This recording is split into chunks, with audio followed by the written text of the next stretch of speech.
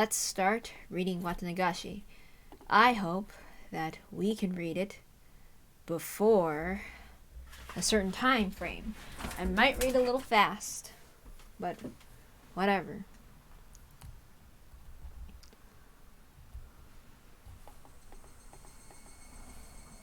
Let's continue.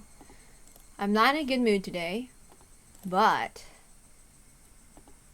given that the story should start getting slowly more violent, that might not be a bad thing. I let out a big great yawn. It was a morning had arrived just as I got to sleep. As Mom set up the breakfast, she gave me a pained smile. What's the matter, Keiji? What time did you go to bed sleep last night? Well, I wanted to go to sleep at midnight, but I had some trouble with that. You're probably all worked up from the festival. No, that's not it. I crunched down hard enough on the pickled radish to hide my embarrassment. After all that happened yesterday, our discussion about the sound Shion heard, that banging noise like a child far away, jumping up and down the wooden floor, that story wouldn't get out of my head, so I had trouble sleeping. It was a long night, and I kept jumping at the slight sounds of faraway tree branches which should have either been unbearable or insignificant to notice. When I woke up to the morning sunlight and birds chirping, it made me feel pretty ashamed about it, but I felt far from refreshed this morning. Keiji! Good morning! Huh? Keiji, your eyes are all red. Why's that? Why? Oh hey, good morning. I didn't get much sleep last night, so I'm sleep deprived today. The festival yesterday was a lot of fun. Rena's excitement took a long time to go to sleep, so I took a long time to go to sleep too, to sleep. In Rena's case, her excitement seemed to still be wide awake. That's how I am sometimes. They should have this kind of festival more often. So we can have lots more fun together again, huh? Yeah. Rena talking about the festival yesterday made me remember everything I had nearly forgotten from last night. The inside of the ritual storehouse had been utterly different from Hinamizawa. All those stories that Takano told me too. The mysterious incidents that occurred on the day of the Watanagashi festival every year. The strange incident where one person would die and one person would disappear. The old stories of Hinamizawa flickering like a candlelight behind them. The numerous and horrifying traditions of Onigafuchi village. The villagers with the demon blood in them. The terrible cannibalistic feasts. The poor sacrifices kidnapped from human villages of the Onigakushi. To quell the rage of Oyashiro. The ritual involving living sacrifices. There were also many others. There were so many stories, just remembering them put me in a foul mood. Most of them weren't fiction either. They were true. We didn't need to fear them just because they were real though, since it happened so long ago. Such a very long time ago. Where's Mi-chan? She's late. Huh? Before I realized it, we arrived at the place where we usually meet with Mion. Probably because I was lost in thought. We agreed if she isn't here by now, we can just go on ahead, right? Should we? Mio being late wasn't too rare an occurrence, but today she was unusually late. A few of the ominous tales from the night before came back to life in my mind. Who would die this year and who would disappear? It couldn't have been Mion. What should we do, Keiji? If we don't get going, we'll be late. She'll be here. She didn't call to tell us she'd be staying home today, right? Let's just wait 5 more minutes, okay? Rena looked at her watch and seemed a little worried, but she nodded with a satisfied smile. If we had to wait 5 minutes, we might have to run as fast as we could to school or we'd be late. As soon as I thought that, we spotted Mion running toward us out of breath. Mi-chan, you're late! You waited? You should have just gone on ahead. Mion was breathing heavily. Her face was all red. Her house was right down this road, wasn't it? It wasn't far enough away for her to end up like this, was it? Mi-chan, are you not feeling well? Huh? Now that she mentioned it, Rena pushed Mion's bangs away and put her head on her forehead. Rena, your hand is pretty cold. Mi-chan, you're a little bit warm. It's no big deal. Give it half a day and I'll be fit as a fiddle. Are you really okay? You don't have to push yourself, you know. What's this? Kei-chan, are you worried about me? That's nice of you. That answer wasn't like Mion at all. She must have had it pretty bad. I don't think you should push yourself so hard. We can tell the teacher you had to take the day off. I'm fine. I took some medicine. I think it's already working. Mio forced an energetic expression onto her face and flexed her biceps at us. Okay then, let's go. Don't overdo it, but of course there's the time. What? We need to run or we won't make it! This morning is sure thrilling. Maybe it's just what I need to shake off this slowness. Let's run! Hey, wait, you're sick. Don't go overboard.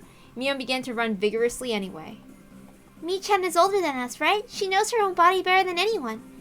I decided to leave it at that and assume she was fine. Great, then we should get going too. We began to run after Mion.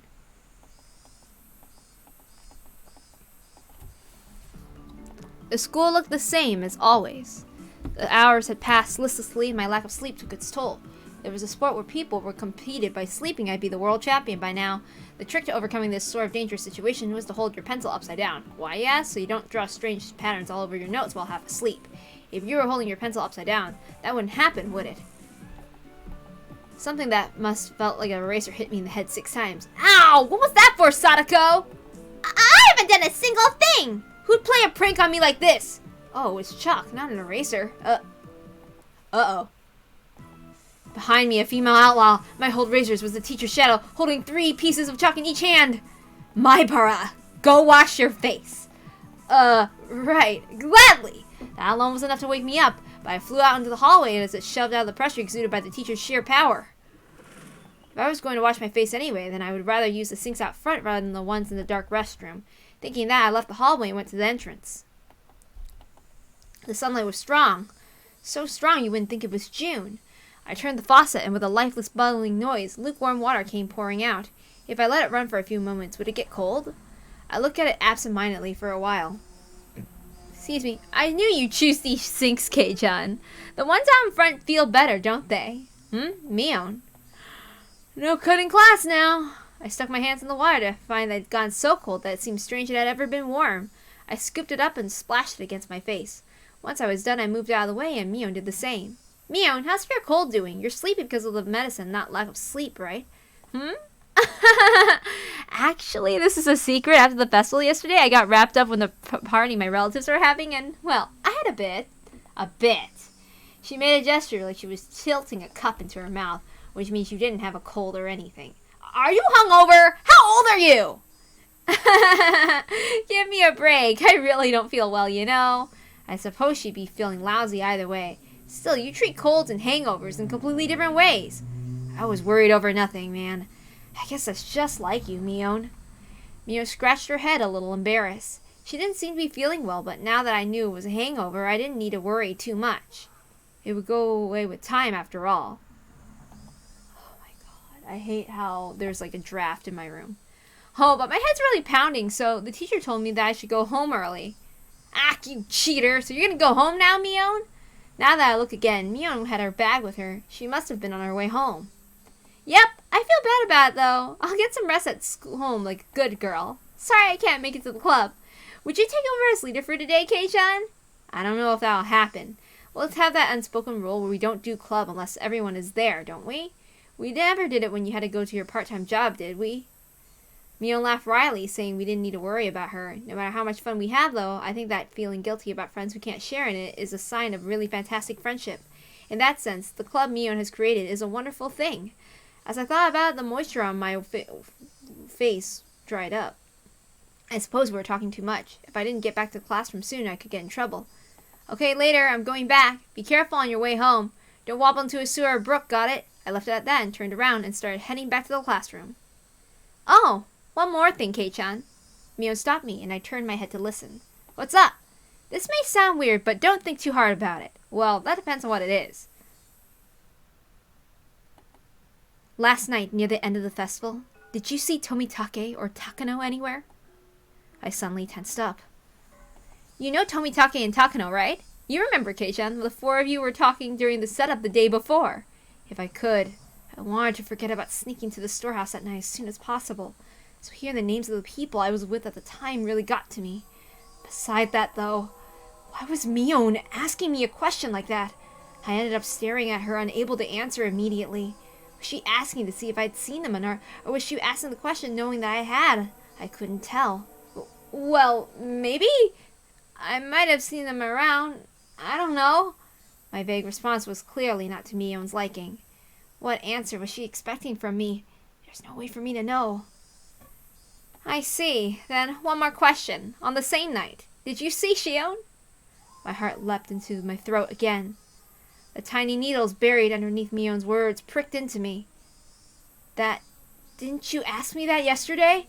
I think I told you that I wasn't sure if I had or not. Did you? I guess I just thought I'd get a different answer if I asked you again. I suddenly noticed something in Mion's eyes. Something indescribable. Tomitake and Takano, Shion too. She was asking me about them. There was no doubt about it. Last night the four of us snuck into the ritual storehouse, so she knew everything. So what? There's not really a curse anyway. That's right. When Shion and Takano, yesterday during the festival, there was no curse. Rather, the curse was doing the villagers. My blood curdled. Mion was, almost without a doubt, aware that we snuck into the storehouse. It was nothing strange. I screwed up bad flipping on the light switch last night. If Mion had been searching for me, it was simple to imagine that she had seen a momentary light and come to find out what was going on. Did you really not see her? Why are you so intent on not knowing if I did or not? It's not important. It's just that there are some people who are speaking poorly of Tomitake, Takano, Shion, and you, Kei-chan. I didn't really hear what they were saying, though. Unpleasant sweat dropped down my arms. The sound of it hanging by my fingertips was so annoyingly loud. I don't believe that you were doing something bad. I just wanted to ask about it, so I did. Sorry for making you uncomfortable, okay? I found myself unable to reply. My reaction must have made it obvious what the truth was, and yet I couldn't explain myself. Kei-chan, you weren't with Tomitake, Takano, or Shion, right? Yeah. I run out an answer between ragged breaths. Mion's expression softened a little. That's good. I'll have to tell them. You weren't involved in anything bad, Kei-chan. So, I'll make sure to tell everyone. Yeah, please do. Tell them I wasn't doing anything bad. To everyone. Make sure. Everyone. Everyone. Who is everyone? Okay, later. I'll be better tomorrow. Bye-bye. Wait, Mion! What do you mean by everyone? Just then, a freezing cold hand touched the back of my neck. Hey, you're late, Myra. How long did it take for you to wash your face? It was the teacher. I was taking so long she came out to get me. I turned around, but Mion had crossed through the schoolyard without me realizing it and was now standing by the gate. Come back to your studies quickly now. The teacher was being insistent. We returned to the entrance. I looked around one more time and Mion was nowhere in sight.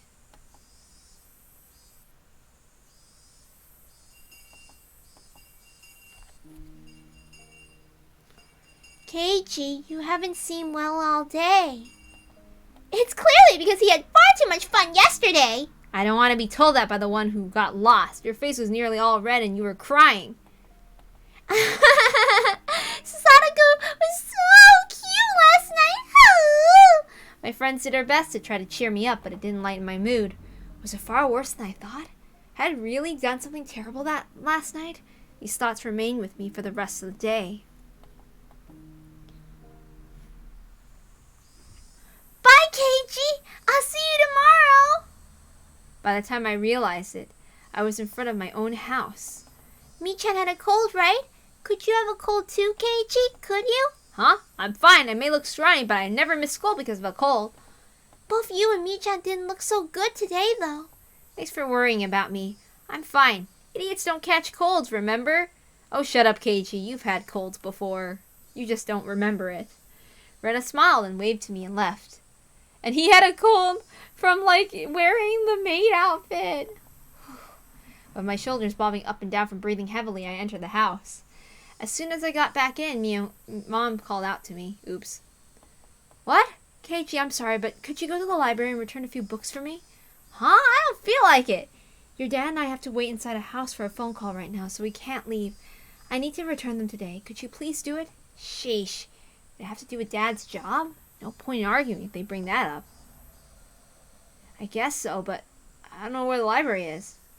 Oh, you don't? It's a little past Okinomiya Station. Just then the phone rang. My parents' faces immediately turned grim. Mom snatched up the receiver. Hello, Myra speaking. I'm sorry? Yes, he's right here. She thrust the receiver at my face. It's for you, Keiichi. Don't take too long, okay? I tried to ask who it was from, but asking for the person on the phone directly would be faster. Hello? This is Sonozaki, well, the younger one. Hello! Do you have time to talk right now? It was Shion. The older sister had a hangover today, but the younger one made no reference to it. Shion? I thought you'd be sleeping in today with a hangover, same as Mion. What? Mion had a hangover? That's so like her. She laughed warmly, but Mom glared at me silently, telling me to finish it up. Oops, sorry. My parents are waiting for an important call. I can't talk for too long. What do you need? There's something I wanted to talk about, but if you can't talk long, I guess that's that. She sounded a little disappointed. What would Shion want to talk to me about now that I was interested? How about we meet in person? If you could, show me where the library too. That would be great. You mean the public library near the station? Yeah, that's fine. I go past there on my way to work anyway. Okay, then you know where we usually meet up with Mio? At that intersection with a small path, the Sonozaki house splits. Oh, Kei-chan, did I not tell you? I don't live in the main house. I live in Okinomiya. If we could meet by the ticket machines in Okinomiya Station, that'd be great. Main house, living in Okinomiya. Now that she mentioned it, it always seems like the Sonozaki sisters weren't communicating. Did they live in different houses? Also, now that she mentioned it, Retta said she never met the younger sisters despite going there to play sometimes. Let's meet at the station then. I'll go there right away. Bye! I set the receiver down and Mom immediately thrust a large pile of library books in my face. 6 volumes of long-form mystery novels. Mom had her own hobbies. Thank you, Keiichi. Be back by nightfall. Got it. Okay, I'm going. I suppose I changed my clothes and grabbed my bike key. I climbed the stairs to my bedroom. Sorry, I'm in a rush. Okay. She had been waiting for me, so meeting up was a smooth process. Wow, Mio never keeps her appointments. I mean, honestly. Making my sister stand for everything will get you in trouble. Shion seemed a little unsteady, too. She was drinking with Mio last night, wasn't she? You were drinking last night, too, weren't you? Don't try and hide it. You definitely went home from school early. Oh, too bad. I've been at home all day in the first place. I'm smarter than Mion after all. Hey, I don't think you can call playing hooky smarter. You should finish your errand first. We don't have that much time. We're going to the library, right? Yeah, thanks. My home had to return some books by today. Is the library far? No, it's really close by. As she said that, she spotted the signboard for the library almost immediately. If it was easy to find, I guess I didn't need to show Shion where it was after all. We rode around the bend and the building was right there. Shishibone Public Library. We lived in the country, so I hadn't expected too much, but it was pretty big. The first floor was actually a government office, so the library was the only second floor, but it looked large enough to fit a decent collection of books. We passed through the automatic doors and were greeted by the cool breeze of an air curtain. The cicadas had been loud outside, but it was quiet inside the library. Air conditioning inside was keeping the temperature at an ideal level for the books, which had a mildewy smell unique to old paper. I guess every library is the same. There was one difference is people studying for tests weren't taking up all those seats. I was one of those people, but now it seemed like a distant memory. Hello, I have books I'd like to return. The librarian went through the process of checking them in and returned my mom's library card. Shion was going around the bookshelves with a deeply interested look on her face, like she wasn't the type who went to libraries very often. Sorry for the wait, I'm all done. Libraries sure are nice and cool, aren't they? I want to work in the library one day. I don't know whether to call that boring or dependable. It's a pretty small dream compared to your sister. Mia would definitely want to be a hardworking employee for an international train company or some other crazy job that involved her running all around the world. Compared to that, what Shion said is pretty heartwarming. Honestly, maybe I should have done something like that so I would actually have an easy job or something. I don't know. Well, we need to keep our differences clear to us. We're not copies. We're 2 different people called Mion and Shion. Twins have a lot to think about, huh? Still, it sounds like fun. I don't have any brothers, so there's just me and my parents at my house. It can get a little uncomfortable. It's the same for me. I don't live with Mion after all. Alright, she did say something like that. Why, though? Sisters living apart is unusual. We'd get tired of talking when we were walking. We ended up going to the lounge area, which was vacant, and continued the conversation. Yeah, Mion lives in the main house, and I live in Okinomiya. What do you mean by main house? You make it sound like you're nobility. It's just the main house. The Sonozaki family's main house. Mion's a successor, so she lives with Nana, and apparently studies all sorts of things and preparations of the head of the family. She calls her Oni Baba and the other ones because she hates her. Mion, the head of the family. It kind of fits her personality, but it didn't, too. Kei-chan, you just moved here, right? This will sound like I'm boasting, but we in the Sonozaki family are kind of personages around here. Huh? Seriously? The word personage didn't really match the extremely sociable air that Mion and Shion gave off. From what Shion explained, the Sonozaki family goes way back to the beginnings of Hinamizawa. After the war, they had a bunch of successful ventures and expanded their influence to a wide area. The Sonozaki house is a foundation under which the entire family cooperates, though the current family head grandma was the one who built it. The entire family would provide backup to help one member with a business venture, and they were like a huge living company. This lets them avoid tax-related problems, helps relatives with ventures succeed one after another using large amounts of money. If you ever go for a walk through Okinomiya, pay attention to the signboards and stuff. There are tons of shops that are managed by the members of the Sonozaki family. Now that you mention it, that toy store looked like it was managed by relatives as well. Does that mean your relatives operate Angel Mark too? Even with what few shops I was familiar with were involved with the Sonozaki family, it was definitely surprising. The family is particularly strong in finance and real estate. Even a lot of members of the Chamber of Commerce industry either have the last name Sonozaki or are their relatives. There are Sonozakis in the city council and the prefectural assembly too. They also have the Okinomiya area, giving them strong electoral support. Wait a minute. This is all escalating pretty quickly. Her relatives operate shops in downtown Okinomiya. They are especially strong in finance and real estate. On top of that, a lot of those Chamber and Commerce and industry are relatives, and there are even people elected to local offices. So then the Sonozaki family, it's pretty famous around this area? Yeah, it's crazy. All of a sudden, a cigarette-smoking overweight old man interrupted our conversation. Wait, I know this guy. Hello, good afternoon. Are you on a date today? What I'd give to be young again? If you thought we were on a date, then why are you bothering us, Oishi? That was it. He was Oishi, the police officer. I thought I was a person who came to my rescue when I got involved with those delinquents before, and now that I thought about it, Mio didn't seem to like him very much. No, I apologize. I heard a familiar voice, so I came to see. Oishi laughed coarsely, not showing any signs of giving up. As Shion watched him do so, I didn't feel the same sense of malice from her as I had from Mio. My bar, right? You're one tough guy. Two-timing the Sonozaki sisters, aren't you? No, I'm not two-timing anyone. I turned around to look at Shion and pled for help, but she grinned and maintained her silence. Her gaze wandered. She looked at the clock. I'm sorry, Kei-chan. I really need to get to my job. Huh? Oh, did you? Wait, didn't Shion have something to talk about today? Now this weird man is here, though. Yep, I'll see you later. Oh, and I'll give you a call after I'm done. It'll be okay to call at night, okay? Yeah, probably okay. Then I'll talk to you later tonight. Bye! Shion left so fast she was practically running. Oishi was waving at me with a grin. I felt like I'd left here as bait so she could get away. Maybe she was lying about having to go to work. You're quite the big shot being so close to the Sonozaki daughters. Maybe I should rethink how I talk to you too. Oishi put a coin into a vending machine as he said something a bit appalling. Is iced tea okay to you? You want any milk in it? Huh? Oh, no, I put some in, okay? Here you are. He handed me a cup of tea, filled to the brim with ice, as I looked on absent-mindedly. I don't think I'm obligated to have a guy like this buy me a drink, but he did get it for me, so I'll thank him. Was Oishi just killing time? We didn't know each other well, but he engaged with me in conversation about all sorts of dumb things.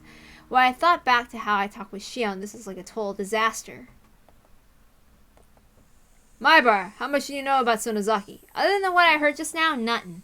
Until then, I hadn't known anything about either Mion or Shion other than the fact they were interesting. I really didn't only just learn that she was a daughter of some prestigious family. The Sonozakis are a Yakuza group with this entire region under their thumb, plus her father is a high-ranked executive in XX Yakuza Association. Did you know that? What? An executive? Have you ever seen where Shion lives? It's a very picture of a gang boss's house, protected by high walls, barbed wire fence, and security cameras. If you have the chance, you should go and visit her. She'd mentioned Mio being a successor, but to a Yakuza group. No, not at all. A boring old Yakuza group isn't the only thing Sonozaki Mio will inherit. She's inheriting the Sonozaki family itself. I'll leave it to you and mull over exactly what that means. Oishi had spoken lightly about what us from start to finish, but what he was saying wasn't in light. It was abrupt and unbelievable. If Mio wanted to, she could kill someone in the middle of the street and still cover it up. Not only would the witnesses not show up, but she'd put pressure on the police, too. Mio would never kill someone! She wouldn't. I'm just speaking hypothetically. Your name was Oishi, right? Yeah, that's right. Then Oishi, whatever family Mio comes from, it doesn't change the fact that she's the best friend I could ever have, and I'm proud of that. I don't appreciate speaking people ill of her. I messed up. I let my quiet anger show through my gaze, and I stared at him. Of course, I'd never seemed to tell what he's thinking, so I didn't know if it had any effect. Then let me be frank. If Mio was suspected as a handful of incidents, what would you think? Suspected? Incidents? You can't just say terrible stuff like that on a whim. Then it would be a misunderstanding, of course. Mio may say some dangerous things, but she's not the kind of person who would do something so awful. Myra, keep your voice down. We're in the library. Oishi shushed me, but in a state of heightened excitement as I wouldn't calm down easily. Please calm down. As I said before, the Sonozaki family holds a lot of power in this region, for better or for worse. So if anything happens, they would immediately be suspect. I'd appreciate if you understood that. Well, I know what Oishi's trying to say. Combining with what Shion told me before, the Sonozaki family is huge and controls everything from Hinamizawa to Okinomiya. Mio, meanwhile, is a successor who apparently holds strong influence over the entire family. Still, that's all? That's the only reason they're suspecting her. I'm just doing my job here, not to doubt Mio or anything, but a clear suspicion surrounding her. Please think of it like that. He could talk a dog out of a meat truck. He was the definition of a shrewd, unfair adult. At this point, I began to think that it was no coincidence that I'd met him. Oishi, do you need something from me? Yeah, I do. My Barakeichi. He answered in an absent tone of voice. Mio's being suspected of something, and you came to hear from a friend of hers, me. Is that it? No, that isn't it. I didn't come to talk to a friend of Sonozaki Mio. I came here to talk to my Barakeichi. It probably would have bothered you if I'd visited your house. To me? What do the police want with me? Having realized this fake coincidental meeting had me as its target, my mood immediately turned foul. You don't need to be so tense. Calm down. Just answer a few questions. Am I being questioned? Let's call it a chat with the guy you happen to run into. Oishi freely suggested I relax. That said, behind his eyes was a light, which I could only see sometimes. I was as sharp as a hawk. If I tried in vain to run away, he might actually take me in and bring me into an interrogation room or something. That was undoubtedly unpleasant. You had a roaring good time at Watanagashi Festival last night, didn't you? Don't beat around the bush, please! I can't do small talk right now. Last night during this festival. Did you see Jiro Tomitake and Takanomiyo? I could plainly feel myself give myself a start. Where did I put those pictures? Oh, here they are. He opened a small notebook and removed 2 photographs. I didn't have to look. Well, who knows? I might have seen him around. I don't remember. I was asked the same question for the second time today. I gave the same answer for the second time, too. Your memories are blurry? You couldn't have possibly been drinking or anything. Here, too, I got the same answer as I had from Mio. I realize he hasn't taken my vague reply well. Why is he asking me the same thing Mio did? The dark feelings I had nearly forgotten due to my conversation with Shion came rushing back in a hurry. We snuck into the stricken ritual storehouse, a punishable act. It was on a tiny impulse. While it may not count for much now, I do feel sorry about it. I'll ask you again. Did you see Tomitake Jiro and Takanomiyo at the festival last night? His tone was soft, but there was a dreadfulness in his voice, clearly different from the first time he asked. I'm scared. That's exactly how I felt. Even if you repeat the question, my answer won't change. I don't really remember. There wasn't any better answer I could give him. I didn't have the balls to say I didn't see them, nor the courage to admit I had.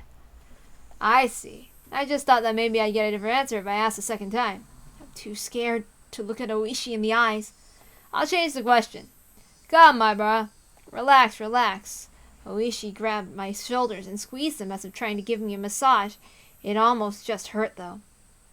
Still, why would he ask the same things as Mio? If he's asking the same things, then the next question must be... On the same night of the festival, did you see Sonozaki Shion? I wonder what sound that was. When I looked down, I saw was the unmelted ice in the cup I was gripping in my hands. My hands were trembling, rocking the ice back and forth, realizing that I hastily put the remaining ice in my mouth and crunched down on it. Sorry, I may have seen her, but, well, you know, she looks just like Mio. I might have just mistaken the two. But that can't be. Suddenly Oishi grabbed both of my shoulders, hunched down to give me a level stare. This must be what it's like to be a deer in the headlights. I want to look away, but I can't. This is the first time I experienced such a piercing glare. Mio and Shion wear completely different clothing. You wouldn't mistake the two so easily, I would think, Maibara. His voice was harsh. Harsh, the same as when Mion said it. I could feel my heartbeat quickening. I realized he could feel it through the hands of my shoulders. I got even more scared. Why are Mion and Oishi both asking about last night? Was sneaking into the storehouse so bad? I shouldn't have let Takano talk me into it. Tomitaki casually said to check it out too, so even Shion didn't encourage me. No, I understood. I was the one most at fault here. I shouldn't have let my curiosity get the better of me. I shouldn't have gone into the forbidden storehouse.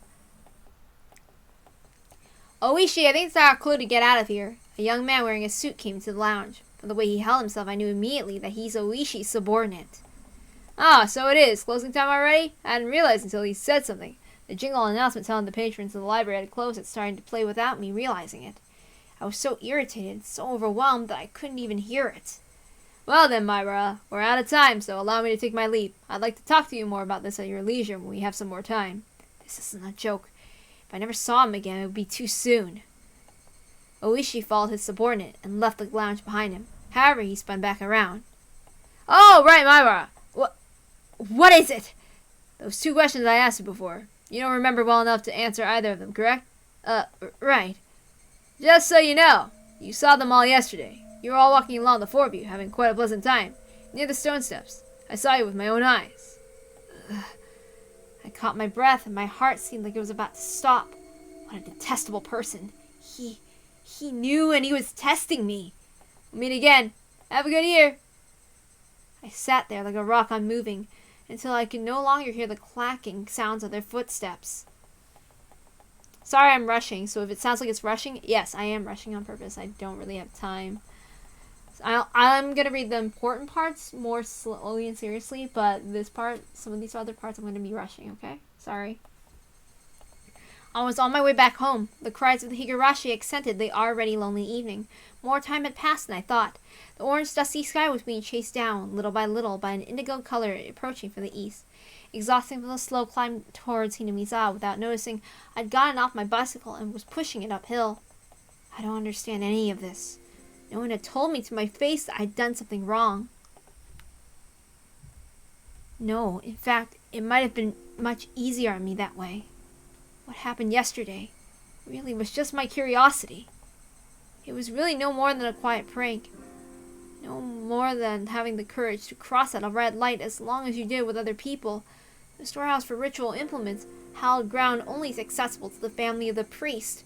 For sure, I'd seen terrifying things that I'd never imagined would be there. Thinking on it now, though, it didn't matter what was stored away inside it. It didn't make it wrong that I had committed any more right. Well, the four of us did. Mio seemed to know about it. For some reason, even the police were trying to learn what the four of us did. Did we do something so bad? Really? It doesn't matter how wrong it was. I did something wrong. It was nothing more than that, and yet I couldn't accept it. I didn't apologize to Mion or Oishi. All I did was shield myself with ambiguities. I did something wrong yesterday. I set foot into the forbidden storehouse for a little bit of mischief. I forget everything I saw in there. I won't ever do something like that again either. I'm sorry. If I apologize like that, would they forgive me? The suddenly cool evening air left no room for such sentiment. However, as it mercilessly chilled my feet, urging me to head home as soon as possible. In the end, the evening air was correct. If I trudged along an isolated road, regrets would pile on top of regrets, but nothing would change. Let's go home. I'll go home, go to my room, put on my favorite music or something, and go to bed. It might sound plain and boring, but it's the strongest I've felt all day. Now that I've made that decision, there's no point in dawdling in a place like this. I sat on my bike, pushed hard on the pedals, and rapidly advanced forward, steadily gained speed. The wind was cutting mercilessly cold, but it actually felt good, as if it were softly punishing me.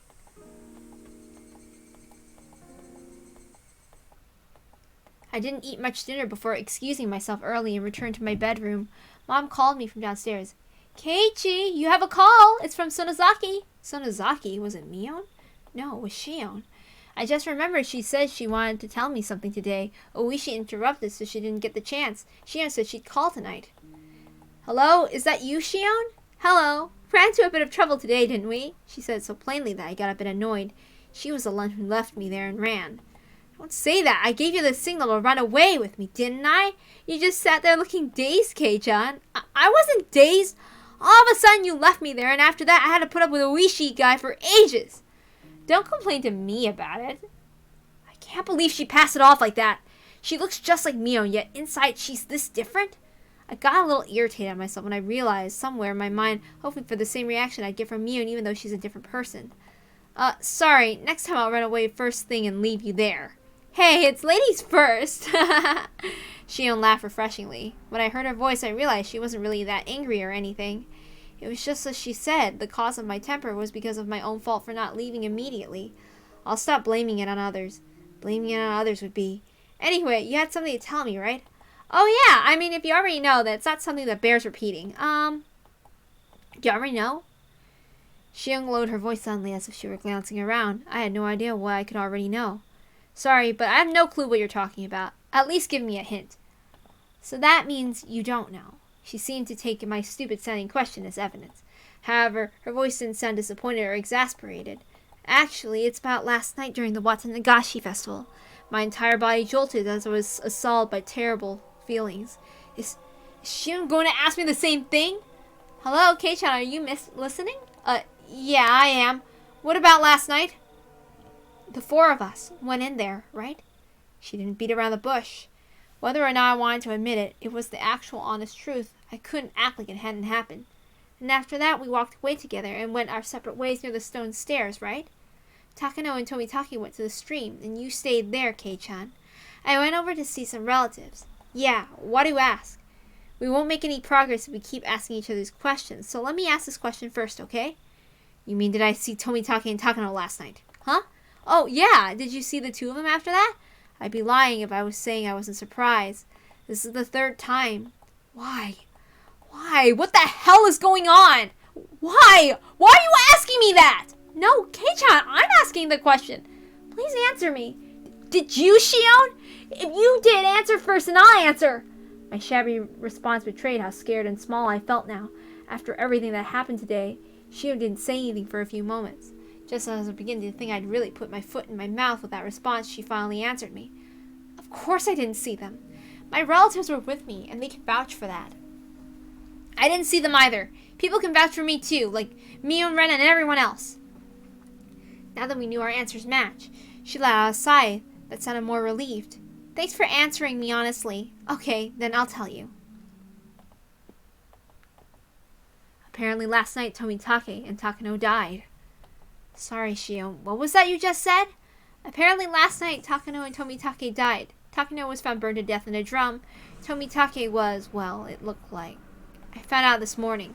He died the same way that he did in Onikakushi, okay?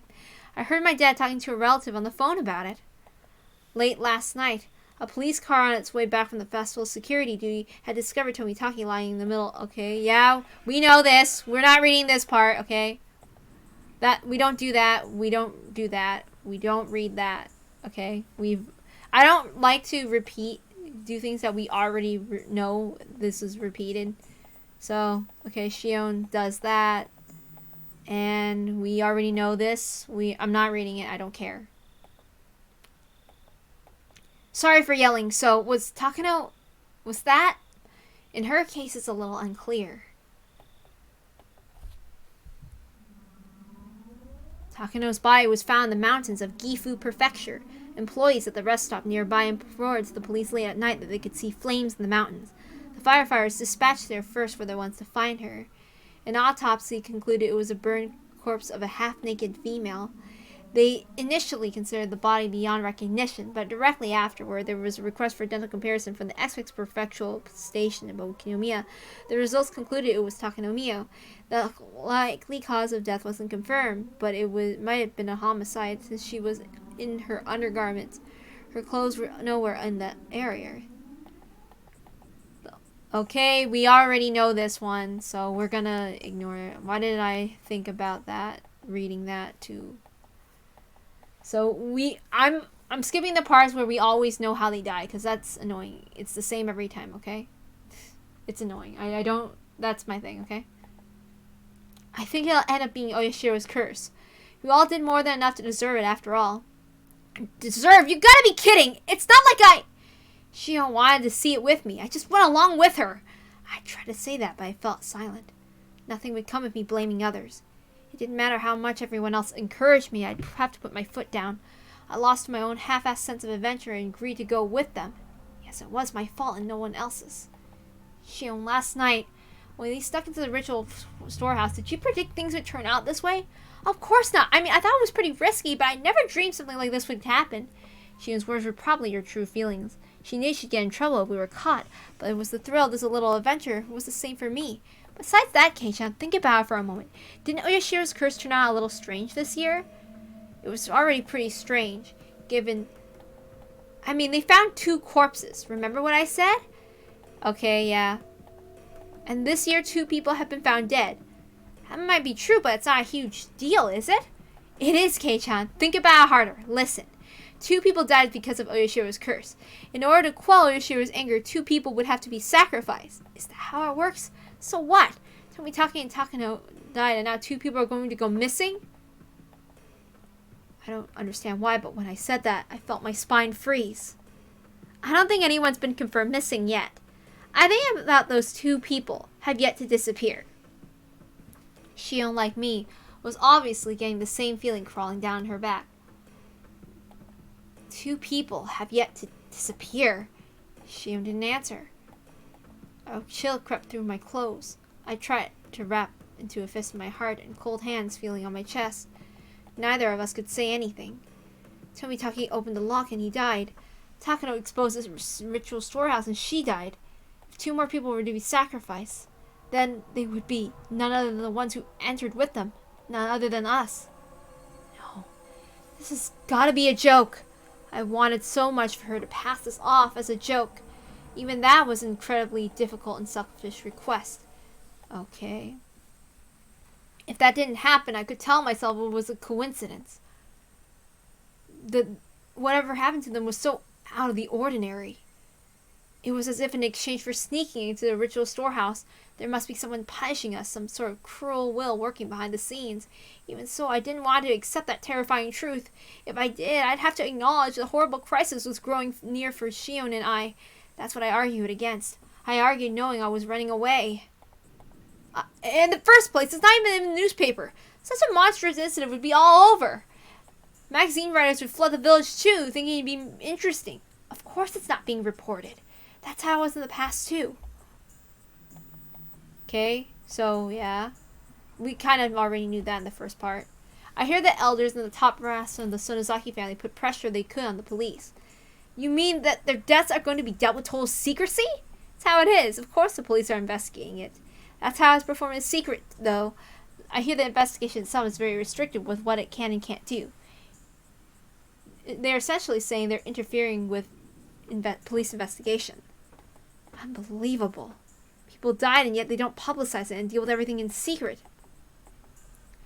If we break it down further, it means no matter who dies on the night of Watanagashi, it won't go public. That's the biggest pile of bullshit I've ever heard. Kei-chan, before I said how the villagers could be the one carrying out Oyashiro's curse, that's what I mean. At some point, a tradition was created here in Hinamizawa where every year you're allowed to kill someone on the night of Watanagashi under the guise of it being Oyashiro's curse. Okay, yeah, blah blah blah, we know that. It's kind of boring. That's insane. Dead and missing people turn up every year. Okay. However bad the stigma gets, the police have to draw the line somewhere, don't they? Okay. Okay. I'm not reading that part. It's boring. I don't like repetition like that.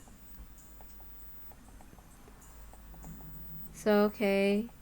They're reviewing the people that died. I do not give a shit. We will be skipping through that. La la la la la la la la la la. So, then why does an unfortunate coincidence occur every year on the night of Watanagashi? You can try to say that it's a string. Okay, yeah. Okay. Alright. Does it mean it'll come for us too? Just like how one person dies and one person disappears every year. Are you saying we'll be taken along with Tomitake and Takano a race too? She didn't respond. Her silence gave the clearest form of confirmation. Sure, we went somewhere we shouldn't have, but we were just looking, right? We didn't steal or take anything out. We didn't tell anyone we looked. I was already committing having committed such a wrong, even though, was it really so bad that Tomitaki and Takano deserved such cruel deaths? Besides, I didn't care about anything I saw in there. Takano was the only one getting happy. Takano was the only one at fault. I don't have anything to do with this. I'm not interested. I'm not involved. I don't give a shit what was in there. I knew saying so wouldn't solve anything. I could feel myself, cold in the innermost depths of my heart, disgusted at my pointless howling. However, my emotion had broken through the dam. I couldn't stop them anymore. I didn't have any interest in any of this at the start, damn it! All I wanted to do was watch Rika's performance! You were the one who pulled me away from that, weren't you, Shion? I don't give a rat's ass whether you two were trying to steal something or trying to meet up secretly or whatever. That's right! You're the one who made me go in there in the first place, Shion! You were all K-chan, you didn't see what's inside, and you convinced me and pulled me in! Why the hell did you do that? I didn't have anything to do with this! What will you do? What are you going to do, damn it? How are you going to take responsibility for this? Huh? Hey, are you listening? Ah! Without any warning, the phone cut off with the sound of a receiver being slammed down. Shion was terrified as I was. I just said some really self-centered things. My riled up emotions disappeared as if they never existed. In their place surged waves of deep regret at having run my mouth so irresponsibly. I could try out calling out Shion's name from beyond the disconnected phone, but it was too late. What have I done? She was only trying to tell me as much as she could with this thing about to descend upon us. As for me, I could only whine like a child about it. I wanted to call her back, but remembered she lived in Okinomiya. I didn't know her phone number.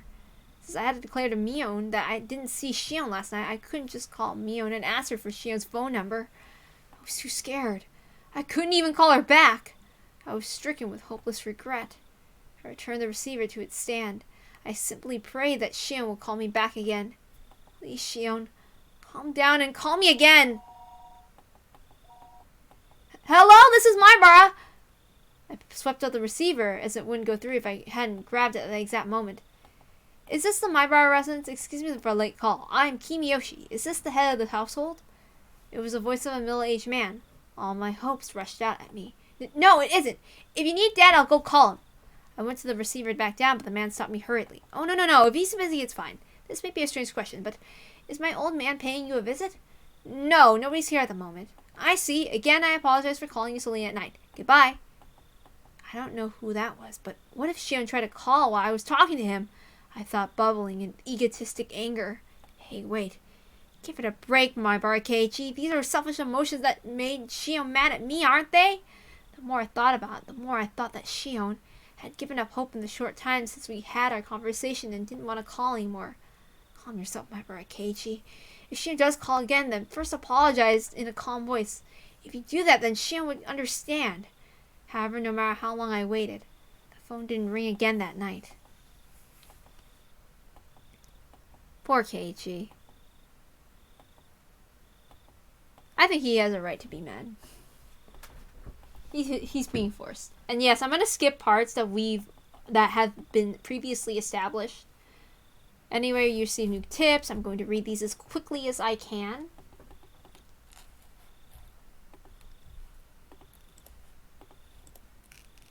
And we're gonna close that and read the new tips. From Scrapbook 6. The significance of Watanagashi. Watanagashi, a festival for hunting for sacrifices and feasting on them. While the festival itself is remarkable, it has come to be considered a form of entertainment as well. Perhaps it was because of the disparity between both an egregious act and form of entertainment that the perpetrators began to believe themselves transcended. However, I found some very interesting literature that appears to raise questions about that explanation. As most of all oral traditions is not easy swallowed, but it mentions a few things that spark my interest. According to this literature, even the residents of Onigafuchi village felt fear toward this ritual. Women and children grow pale and tremble, and those weak in constitution would vomit. But it said the feast and the dissection was an obligatory viewing. This is extremely curious as well. Until now, I thought that the residents of Onigafuchi village were fascinated by the Watanagashi ritual. They looked down on the vulgar barbaric humans cut open like fish, and by eating them, they refer to their own holiness. At least that's what I thought. However, if that's what the villagers gained from this ritual was not fascination but fear, then that would suggest the ritual meant something else entirely different. There's a possibility that executions were meant to be warning and encouraging the villagers to strictly follow religious precepts created by those with power for their own convenience. Onigafuchi village was effectively ruled over 3 old families called the Three Families. Without investigating the 3 families, I probably won't get any closer to the truth of Onigafuchi village. There we go. Okay, and next one. Scrapbook 7. Okay, here we go. And the three families. The three families refer to the three old families who effectively came to Onigafuchi village. To break it down, there was a Kimiyoshi family, the Furude family, and the Sonozaki family. Each of them still exists today. Though they don't have as much control as they did in the remote past, they still hold some considerable influence today.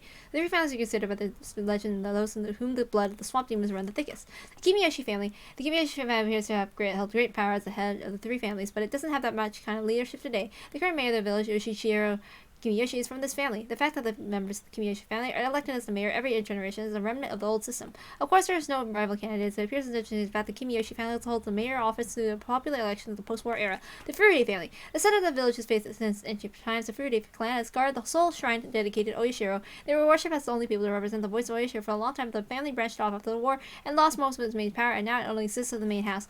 The main house as well as persists only of the one daughter, Rika Furude, so the lineage may end in this generation. There is apparently an old tradition of honoring females of the Furude family, so much the only daughter, Rika, is the subject of the much respect among the elderly of the village. The Sonozaki family. It is said that the family had a certain police-like role of protecting the religious priestess of Onigafuchi village.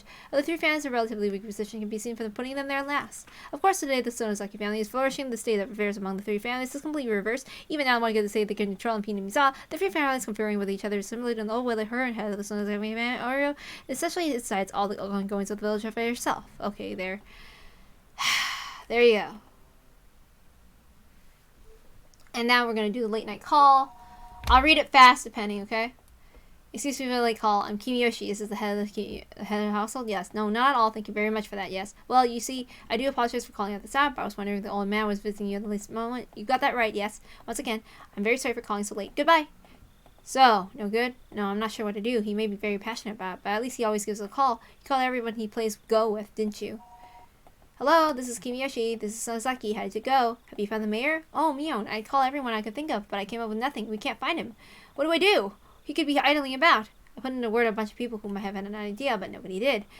I asked Nana about it, and she said that we could get the men of the village together to search for him. At this hour? I mean, it's not like he's definitely gone missing. Watanagashi just happened. She thinks we should be a little more cautious. If we still can't find him, then we'll notify the police tomorrow morning.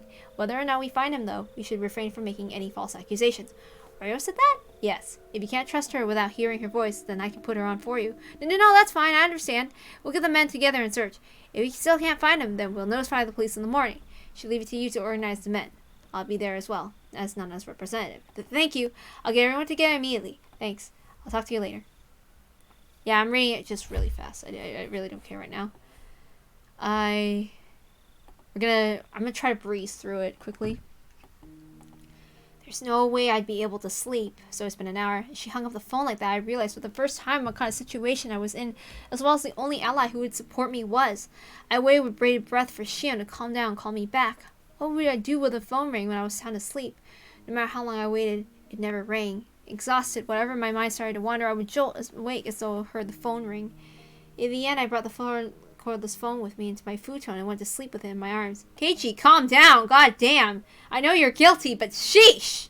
Morning came by that time. I was pretty sure she wasn't calling back. It was the fierce drowsiness that assailed me. Damn it, this is no time for sleep, my bar, Keiichi! I slapped myself in the face a few times.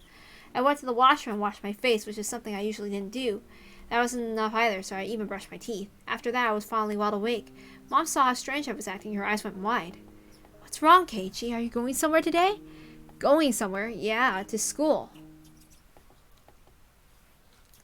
Keiichi, you don't look so good today. Do you have a cold? I'm not sick. I just didn't get much sleep. If I stay out and start talking nonsense, just humor me. I wonder what kind of nonsense you'll say, I wonder. Now I'm looking forward to it.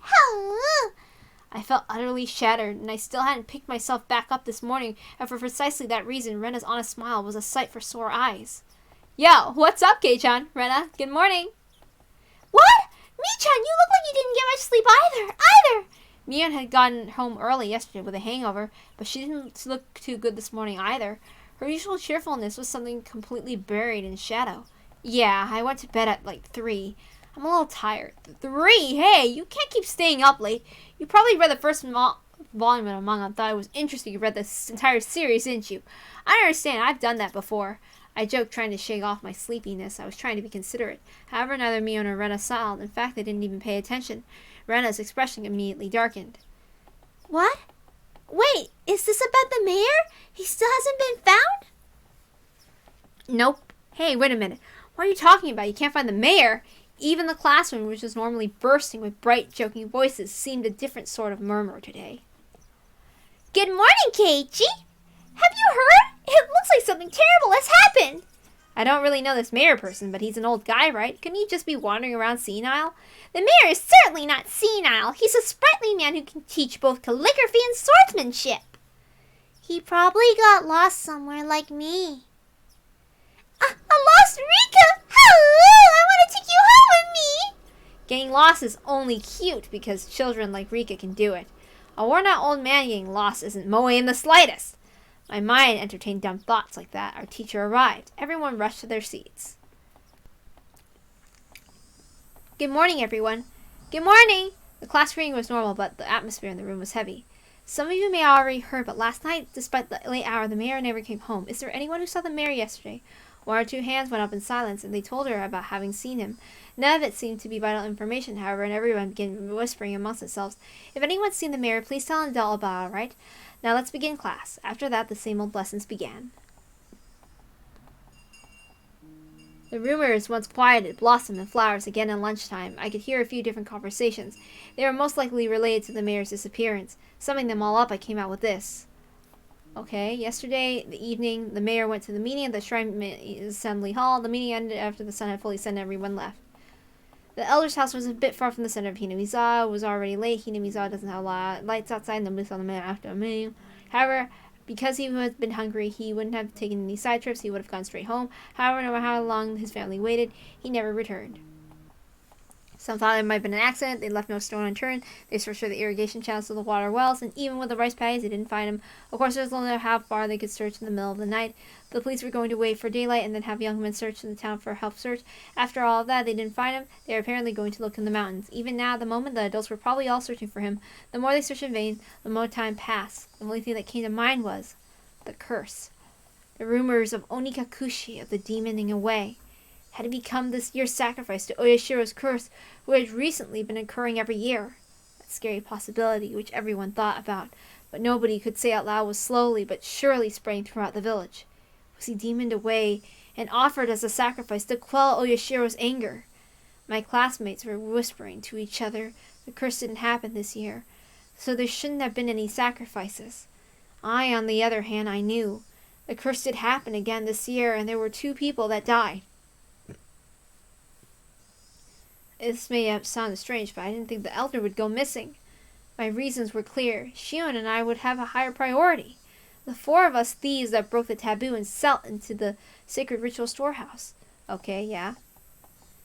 It shouldn't have been Shion and me. I laughed so painfully to myself. I yelled at Shion over the phone, but I didn't want to end up in a terrifying situation. But now someone other than me had disappeared. I could only think of what I should do first. Onikafuchi. The bottomless swamps has said the place where they drowned sacrifices long ago. Maybe police divers are plumbing its depths now. They probably wouldn't find anyone. Not a single missing person had ever been found. They always suspected Onikafuchi, but not once had they ever turned up a corpse from it. After all, it was a devilish bottomless swamp from which no one who sinks can ever return. I could hear someone telling their friend that in the classroom. Now that you mention it, Satoshi, he left around this last year, didn't he? Satoshi? I've heard that name before. Okay, we heard about that in the last story. We don't need to do that too. Didn't we search the whole village like this for Satoshi? We didn't find him either. What did we decide it was? Okay, yeah. Everybody all says that.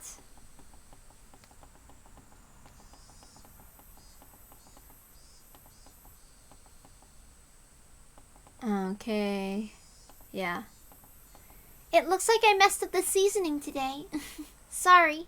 Normally, Rena would have devoured her lunch immediately, but today there was still a ton left. That was because Rena's lunch didn't taste good or anything. That isn't the case. Your lunch today is as delicious as always. Sadako dips her chopsticks into Rena's bento box and pulls bits of food out one after another.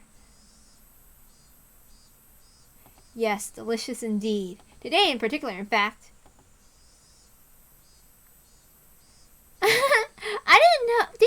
are pumpkin croquettes, right? Ooh, are you okay? Yes. Rena hates them. If it's your pumpkin, then it's delicious. Does Sadako dislike pumpkin? Regardless, she forced herself to smile and shoved more in her mouth. Everyone knew. Nobody's lunch tasted very good today. Sadako kept shoveling it down, repeating her remark on how good it was. If it's that good, then I guess I gotta have some too. Sadako's gonna eat it all if we let her. It's just so good. I would certainly like it if Keiichi were to eat some as well. Well, sometimes I have to show my adult generosity, right? Okay, so don't hold out on my account. Eat enough for the both of us today. What? She really hated pumpkin, didn't she? Yeah. That made it all the more touching to see Sadako's own brand of generosity. I grabbed her head and started stroking it. Sadako, in somewhat exaggerated fashion, was bawling tears streaming down her face. No way. You'll never grow up if you give away such good food. Rena, you eat too. I only have leftover vegetable stew, but it tastes great after having sat overnight. Yeah, the daikon radish has such a pretty color going through it. It looks delicious. I guess I'll have some then. Rena reached out her chopsticks, and at last the usual lunchtime atmosphere began to return. That was only at our desks, however. The dark tales of Oyashiro's curse, which had been recurring, didn't cease. Okay, so we're gonna skip that. La la la la la la la la. Yeah, we all know that. Keiichi's just thinking. Okay, yeah. We don't need to know that. I'm not interested in that. Mia's taking a while, isn't she? How long does it take to wash your hands? La la la la. Okay. She's probably taking a little afternoon nap somewhere. I think she was up pretty late last night looking for the mayor after all. I smiled wryly and let out a sigh. Today was no good. However, we tried to lighten the mood. Things always came back to the mayor. It was always a no good day. I had transferred here recently, so the shock of a curse happening 5 years in running was an unimaginably big one. Maybe I do need to appreciate that. When Mi-chan was little, the mayor would always spoil her. When she was going through her prankster phase, he loved her like his own daughter. She told me that often. I see. Mia was in shock too. Someone disappearing at all because of a curse was a very scary thing. If the sacrifice was someone you knew, though, the shock must be 100 times worse. Sadako, as she'd come to see the same conclusion, bit her lower lip and looked downward. Oh, Rika's taking a while too. Maybe they're taking a night afternoon nap together. Rika wasn't out that late. As soon as she yawned, everyone gathered in her and started saying good night. Now that she mentioned it, there are a lot of old people writing their prayer beads in fervent gratitude toward Rika during the festival too. An image of an indulgent elderly came to mind. Had Rika discovered a way to get herself pampered like that? Is there a reason the old people treat Rika like an idol? Is she their ideal image of a granddaughter or something?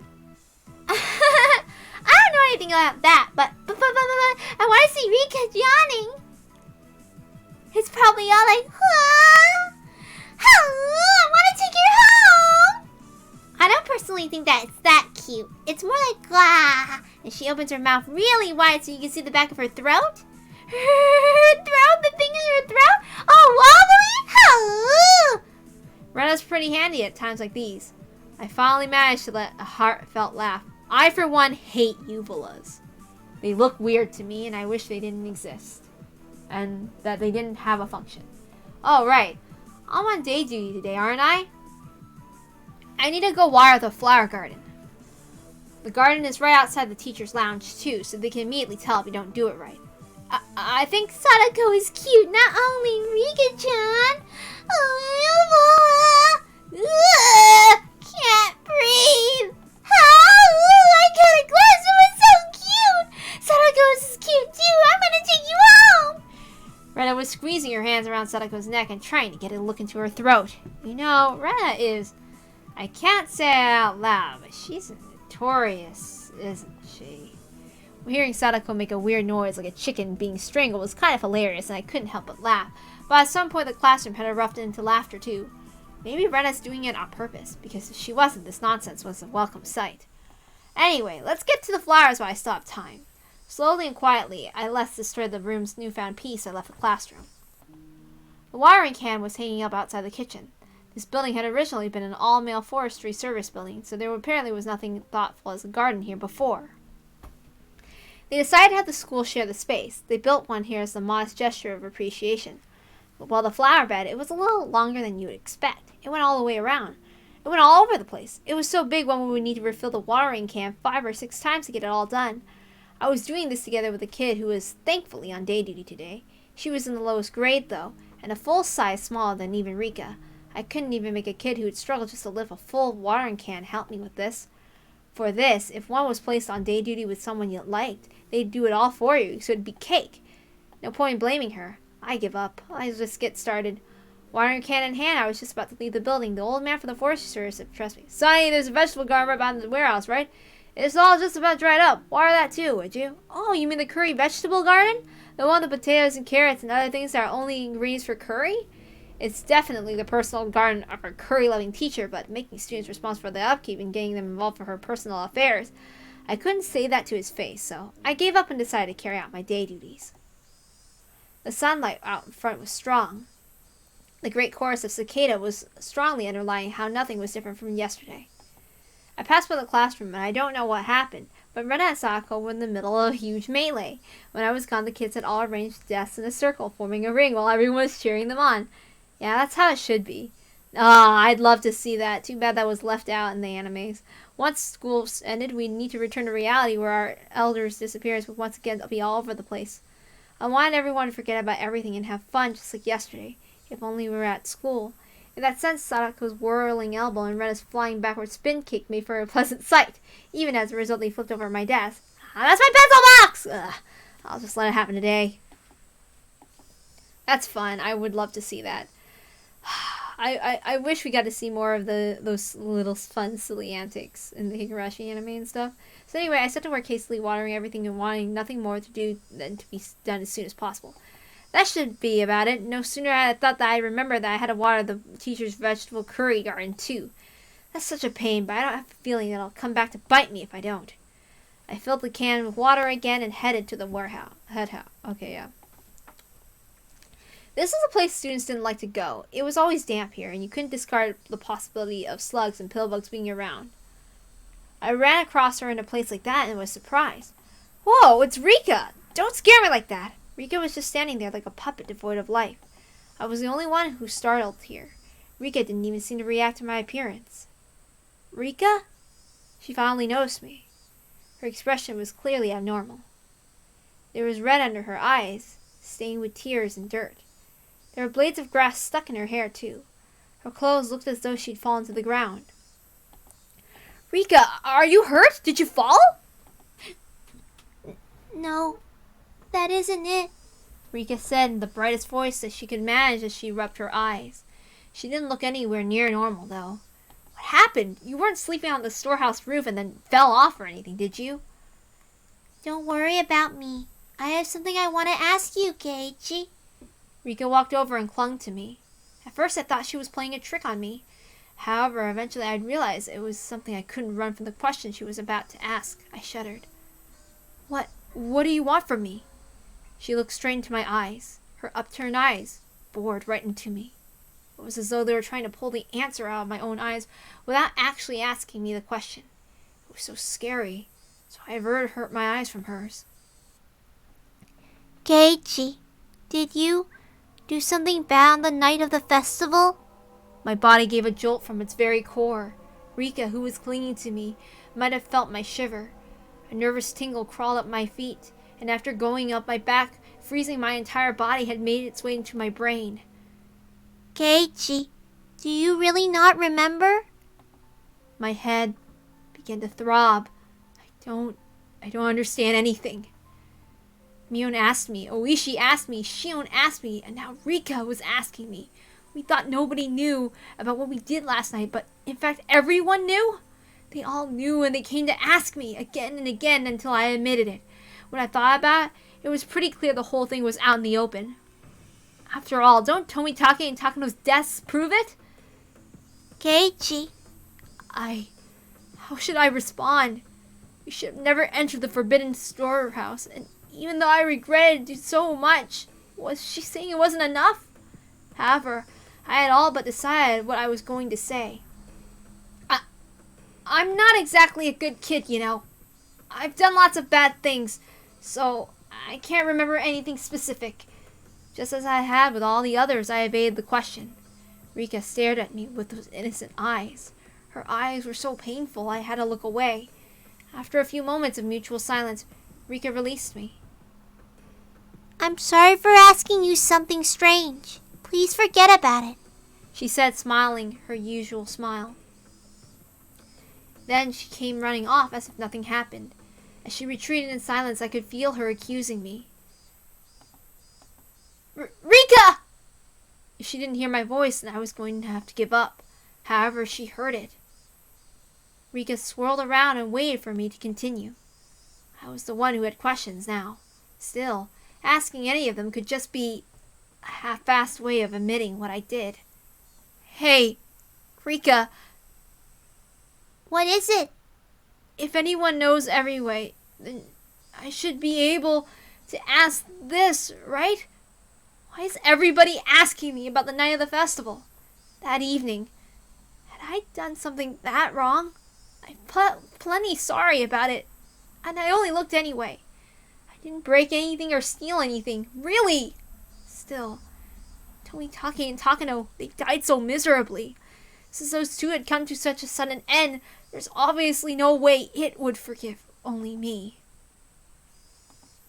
Rika cutely tilted her head in confusion and waited for me to say something.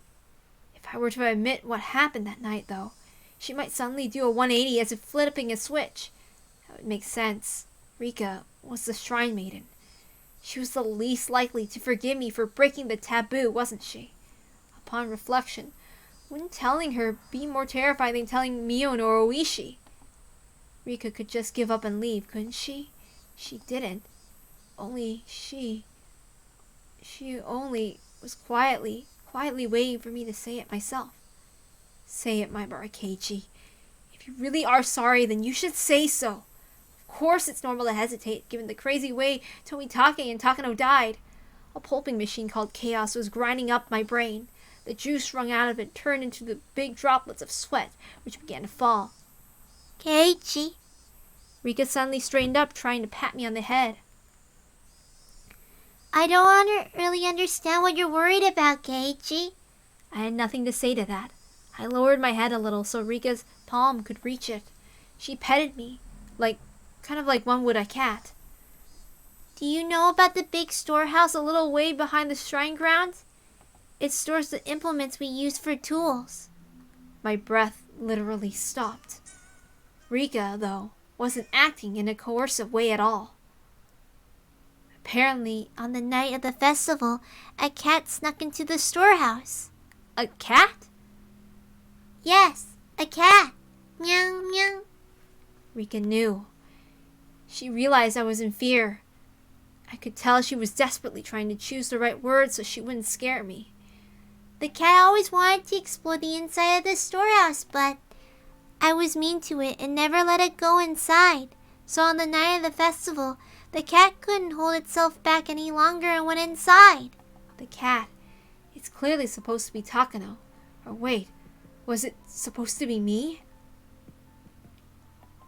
Inside, there are actually lots of things that scared the cat. Rika made a cute gesture like a ghost that was coming out to frighten me. The cat was both terrified and amazed. It ran away as fast as it could. Clatter, clatter, shiver, shiver, meow, meow. It was terrible. This cat. Who are you saying it was? The cat is a cat. Meow, meow. Rika still avoided saying it. The cat, though, was without a doubt me. Rika, please, tell me.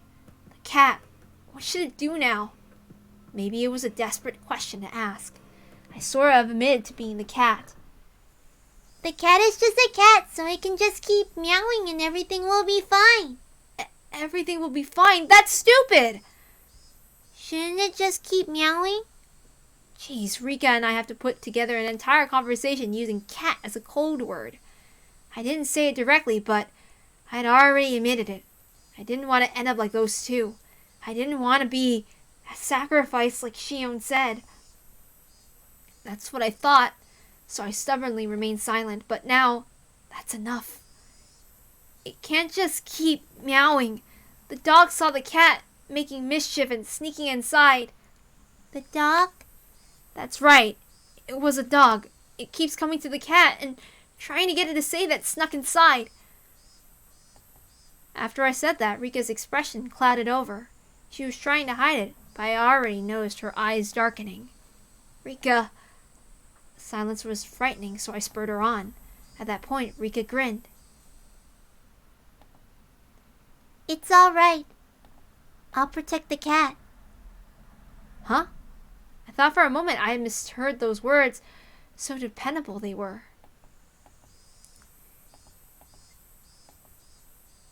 The cat is really scared, but it isn't really all that bad. I think all the dogs are just misunderstanding. It's not all that bad. The cat is worrying too much. I'll do something about it for sure. Rika will do something about it? I don't even know left from right at the moment, so Rika didn't look at all that dependable. It might be hard, but I'll do my best. Go for it. Yeah! She clenched her fist and stuck in the air. Rika said that the cat can just keep meowing. She said to leave it all to her. Is that really all it took to resolve this whole thing? Will you really be all right, Rika? If I don't do my best, then something bad could happen to the dogs too. I had no idea what Rika was talking about anymore. She had been talking to me under the assumption that I was aware of certain things. So at first I understood her. Around the middle, though, I stopped understanding anything. However, one thing I did know was to not worry and to leave it her. Rika straightened up once again and patted me on the head and smiled. I was so moved by that reassuring feeling, I couldn't help but start to cry. I'm sorry. The cat, it was really just a little bit of mischief. It didn't think anything of this would... It's too much of a scaredy cat.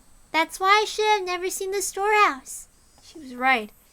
It was far too shocking for someone to see based on a little bit of interest alone. That's why they made it so difficult to look at it in the first place, wasn't it? Rika, what will happen to the cat? Two of the cats snuck in, well, that night they... I heard Tomi talking of death were being kept a secret. Rika might have not known about it. Tomitake and Takano? I gave a start at the sudden mention of actual names. It was weird to do at the point. You should forget about them. My spine froze again. Forget? Yes. It won't do you any good to remember those two, Keiichi. The more you think about it, the scarier it will get, so you should forget about them as soon as possible. She said something so enormously terrifying without letting the smile on her face waver at all. I don't know where you heard about it from, but you should forget everything. Make your mind as clean as a scrub bathtub. Forget, Rika. You know, don't you? You know how those two died! No matter how they died, it has nothing to do with you, Keiichi. Rika declared this in a flat voice. Nothing to do with me, so forget about it. The girl before me, she was innocent and lovable, even seemingly trustworthy, but she suddenly took another dimension. Don't get involved with their deaths. I'll help you, Keiichi. Those two contradictory statements twisted and distorted my image of the girl in front of me. What about Shion? What happened to her? It might have been dangerous to mention Shion's name, but I couldn't stop myself from asking. Rika saw through anything anyway. There was no way I was going to fool her or keep anything from her at this point. The younger sister of the cats? Meow meow. Yeah, the little sister cat. Rika appeared to think about it for a moment. It was hard for me to endure even this momentary silence. The big sister cat is angry. The little sister cat did something bad, so she's really mad. The big sister cat? That would only mean Mion. I recall being questioned by her yesterday. Keiichi, the big sister cat is not in a good mood at all. I think we should leave her alone for a while. Not in a good mood. Those words sent a shiver through me. Mion was mad. She was mad that we entered the ritual storehouse. Let's stop having club from now on. Huh? Why? I think we should leave her alone. Rika ended her sentence with such force I couldn't say anything in response. Hey, Maibara Keiichi, don't disobey Rika right now. She's the only one who said she'd help me right now. I'll leave those things to her, just as she said to. I mean, she even said that the cat should just keep meowing. I'll forget everything like she said. I'll leave everything to her. I'll forget everything about Takano and Tomitake and what I did that night. Just then, we heard a bell far away, marking the end of our lunch break. I guess we should go back to class. Keiichi. As if she noticed how miserable I was, about to leave everything to her and flee the scene, Rika called out to stop me. If the misunderstanding dog comes to try and bite the cat, please tell me, okay? The misunderstanding dog. She put it in such a cute-sounding way, but the true meaning behind those words was an eerie one. Who is the misunderstanding dog? The dog that bit the mayor. I don't know why it did that. If it was going to bite anyone, it would have been the trickster cat first. The flow of blood in my body felt like it completely stopped for a moment. Rika had admitted it. The sacrifices of that terrible calamity. She admitted they were going to happen again. It would be Shion in her eye. This, I didn't know.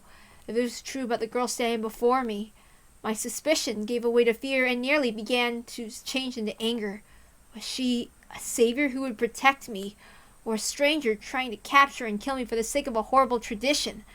I had no idea what was true. I'm sorry. The cat is already scared, and I said something to scare it even more. I'm really sorry. Rika bowed so quickly, it looked like her head had been pulled downward. Still, she was right, I was cowering. I could distinctly feel my body shaking violently. So when Rika reached out her hand to pat me on the head, I pulled away without thinking. Sorry. Rika made a very sad face, but I just couldn't bring myself to pull my head out for her again.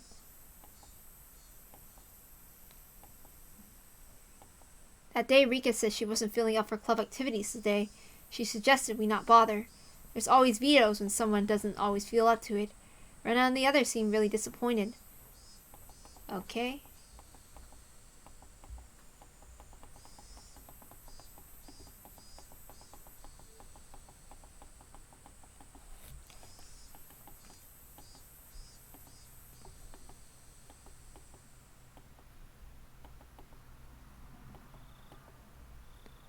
After dinner, without the energy to watch TV, I climbed in my futon. Okay, yeah. So, the more I looked back on it, the less I understood what Rika was saying. Not only did she know about Takano and Tomitake's deaths, but she spoke of them as if she was a concerned party. Should I have told her things I shouldn't have? Should I have continued to feign ignorance? I shouldn't have shown her a weak side of me. Suddenly, I heard a knock. Keiichi, I've been calling your name for a while. You have a phone call. It's from Sonozaki. It was Dad.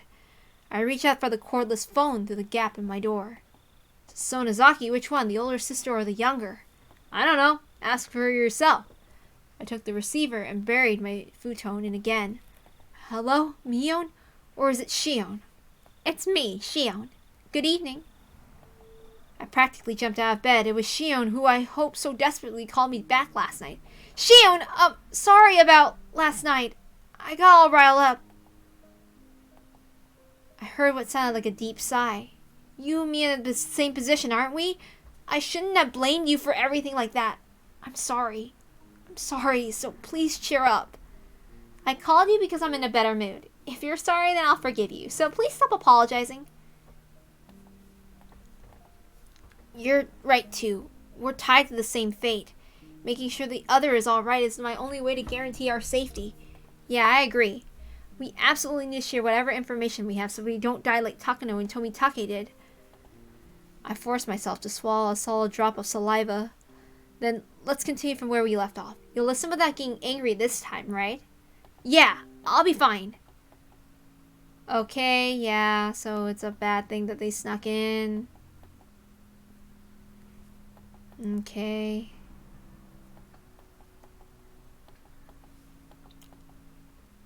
I got it. You can never be too careful after all. I don't want to accept it either. To think that sneaking a peek at the Museum of Torture Devices deserves a death like that, I don't want to believe it. That's what a taboo is. Let's report everything we notice that seems strange. If we connect all the tiny pieces that we have, then maybe we'll find out who killed them, or maybe even the truth behind the incidents of previous years. We could find the key that would resolve everything. You're right. You're right about that. All I was doing was waiting in fear, but Shion had already thought that far ahead. Given how trustworthy she felt, I felt embarrassed over my passiveness. Then I'll start. Since I suggested it, I feel like somebody has been watching me lately. What? It might be my imagination, but I'll tell you anyway.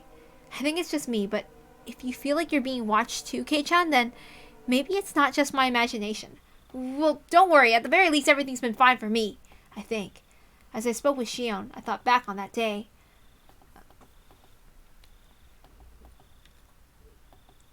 Be careful when you're by yourself in public. I'm in Okinonomiya, so I won't be alone very often. But you live in Hinamizawa. There are lots of times you'll be alone. Please be extra careful. You're right. Yeah, I'll be careful. Also about my sister. Has she been acting strange lately? Your sister, Mion, right? What do you mean acting strangely? Well, yesterday, she came to ask me where I was on the night of Watanagashi. What? She asked me too! That day before yesterday, I think Mion asked me. I see. I told her I wasn't there. What did you say? I did the same thing. I dodged the question. Both of us gave a quiet sigh of relief. After the night of the festival, my sister's been acting strangely. We can't be too careful, so just be aware, okay?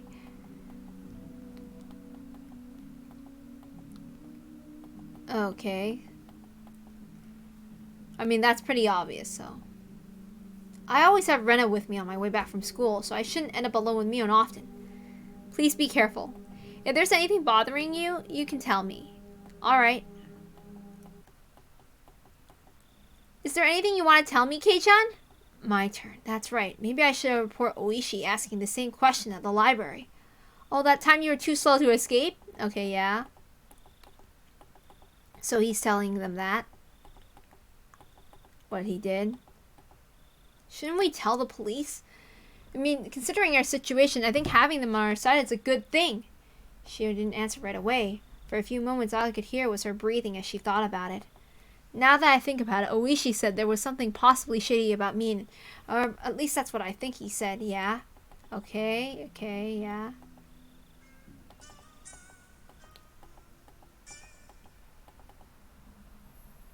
So she's telling her about Hinamizawa Dam protest, and the Sonozakis apparently did a lot of illegal things and stuff. They would sneak into the construction site in the middle of the night, steal equipment or break it, or put sugar cubes in the gasoline tanks of the construction vehicles. Why would they? You don't know? It's practically a representative guerrilla tactic. It was used by underground organizations in France in World War II, for one. When you put sugar in, the engine gets burnt out and breaks down. That's pretty bad, though, isn't it? It was destruction of property and nothing less. When they beefed up the guard at the construction facility, the family turned to attacking important construction personnel who worked there. The government official has been permission for the construction, for example, receive all kinds of threats. Not just people from the prefectural office either, okay? So, the Ministry of Construction, and they kidnapped a child once. Okay, so this is stuff that we were told again before, and that he was rescued and everything. So we're just gonna skip all those things. It doesn't matter. And we learned about those things.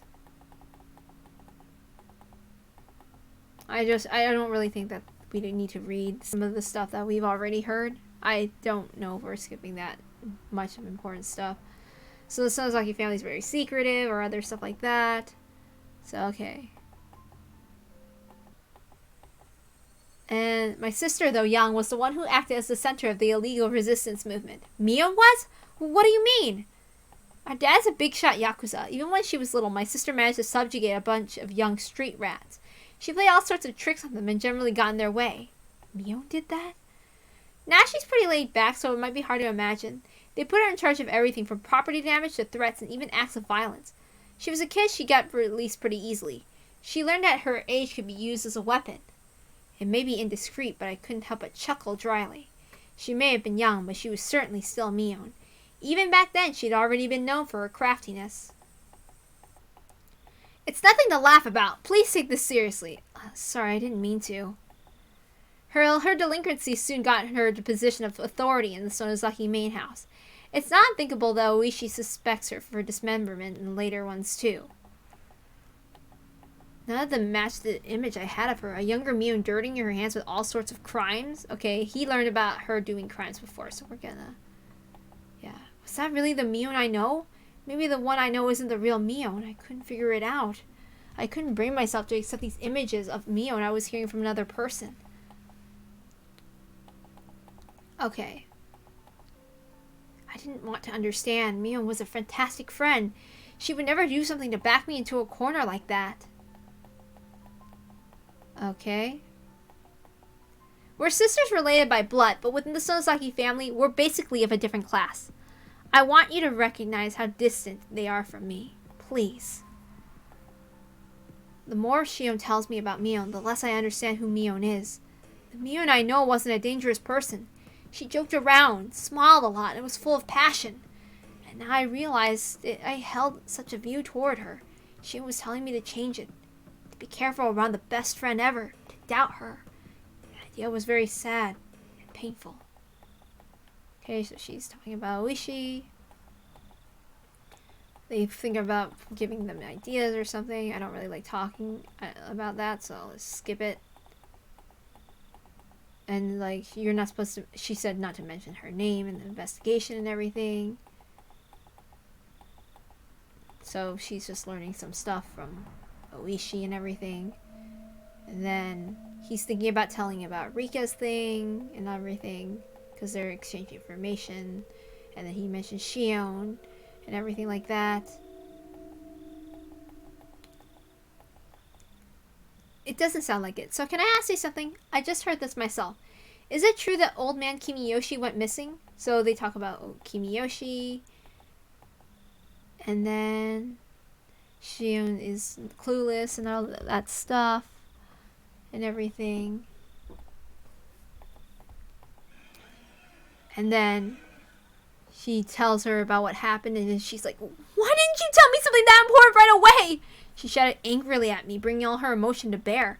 Sorry, I thought you already knew. I didn't want to hide it or anything. The receiver was silent. Did Shion get mad and hang up? Hey, Shion, hello? Kei-chan. What should I do?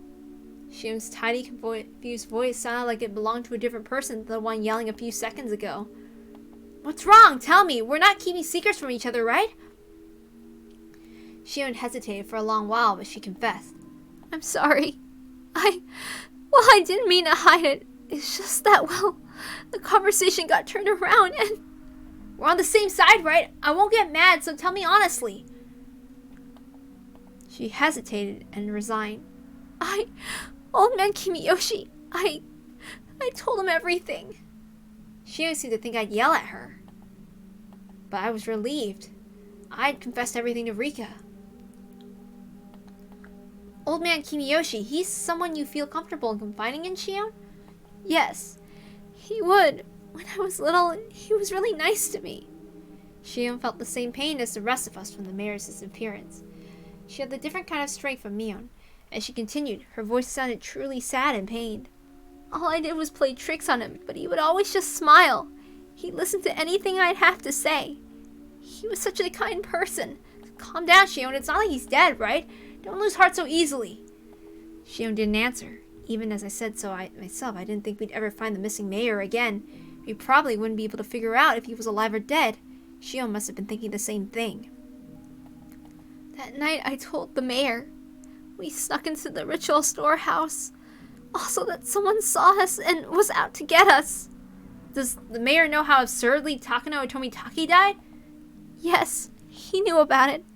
I told him they died by Oishiro's curse and that I could be made a sacrifice to calm his anger.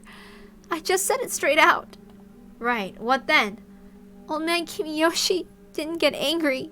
He smiled and then told me if I was properly sorry about it, there's no way I'd be demoned away. He was really smiling. And he told me to leave it to him. Until Shion stopped sobbing, I was unable to find any words for her. I couldn't imagine what kind of person the mayor was, nor what Shion's relationship with him was like. Words of comfort, however, mean so much to us when we're about to be crushed by anxiety. Today, Rika taught me that too. If someone who gave me such a sense of security were to disappear, I could guess what shock Shion was in. It's my fault because I revealed everything. Stop it, Shion. It's not your fault. No! It is my fault! I told him everything! Old man Kimiyoshi found out everything! So, he has to have been killed! It was right after I told him after all! He disappeared the same night I confessed! He told me everything was going to be alright! He found out, so he became involved. I should have never told him! All of this should have just been our fault! Only the four of us! It wasn't something that I should have told to someone else! He got killed because I told him! He got killed because he knew! He got killed because I revealed it! Hey, stop! If they were doing that, then they would obviously kill you before killing the mayor. The order's all wrong! You and I should have been killed first! Why the hell would someone else get killed first? No, it's in order! They must be planning to kill us last of all! What? They're not killing the first people who come to mind. They start by killing those we're close to. And then they'll cause us so much pain. They'll kill us. That must be what they're doing. I said calm down. Shion, you're in shock. You're panicking. The mayor's disappearance has nothing to do with you. It's unconnected. It's not related to Takano or Tomitaki dying at all either. My words came out as a scream, as if I was shouting them at myself. No! It's connected! It just has to be! I told him so he was killed! He got killed because he knew! I confessed it to him, so he got killed! She repeated the same thing as before, as though she was in delirium. Despite my trying to console the crazed Shion, for some reason the shadow at my feet began to freeze. From a shadow, a cold arm reached out. So cold, it seemed like it would freeze even my heart just by touching me, and grabbed my ankle. The heat generated by my body, the arm absorbing it. It was a horrible chill, a freezing cold, numbingly frigid. It was an inviolable chill of fear. Though I sympathized with Shion, I had been naive and thinking about something only she had to worry about. In my head, Shion's eerie words repeated again and again. He was killed because I told him. He was killed because he found out. I confessed everything, so he was killed. Those words echoed through my head like a monotone mantra, and finally, even those repetitions took on meaning. A quiet shaking that had already overtaken me turned into a violent shiver that shot up my spine. Rika! Rika! It's Rika! What? What did you just say now? Well, the truth is, I told her about it. I told Rika. Today! Rika? You mean Rika? The one from the Furide Shrine? Yes, Rika! I felt so scared and uneasy that I did it. I told Rika. When you did, what did she say? Okay. That's what Rika said, and she smiled. She smiled like the missing mayor had when he encouraged Shion. I'm sorry, Shion. I'm a bit worried about Rika. Right, if you're that concerned, then don't worry about me. Please go find out whether she's safe. Yeah, I'll do that. I'll call you again tomorrow at the same time. When I do, you'll know I'm still alright. I got it. I'll be waiting. Okay, bye. Sorry. I'm hanging up. I put down the receiver without waiting for Shion to say goodbye. The danger to Shion and myself was secondary at this point. My sixth sense was blaring alarms in my head. I don't like this feeling. It's really bad. It's definitely bad. Damn it. Please be safe, Rika!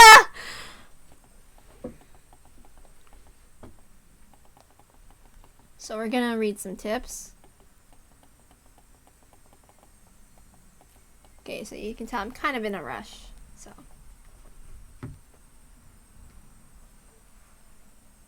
from the scrapbook 8, their punishment isn't over, so we're gonna read those tips really quick.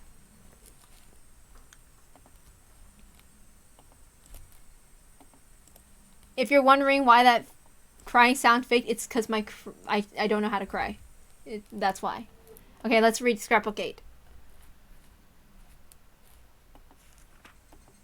The Three Families in Modern Times. As previously described, the Three Families Council today is a mere shell of the democracy, and reality is a dictatorship run to the Sonozaki family. Both the Kimiyoshi and Furude family are far from their former glory. It doesn't seem like at all they maintain the ancient traditions. Only the Sonozaki family has retained their glory from the past and has inherited many colorful traditions from the age shown on its Ungafuji village. Even the most recent verifiable example of Watanagashi that occurred at the end of the Meiji era seems to have been done under the orders of the Sonozaki family, referring to the three families' genealogical tree from the late Meiji. After the start of the Meiji era, the Sonozaki family wanted to push the development of Hinamizawa village, so they took a strong role in leadership. During the Dam Wars a few years ago, the Kimiyoshi family served as the chair of the Opposition Alliance, but this was a name only. In actuality, the Sonozaki family reigned as the leader behind the scenes.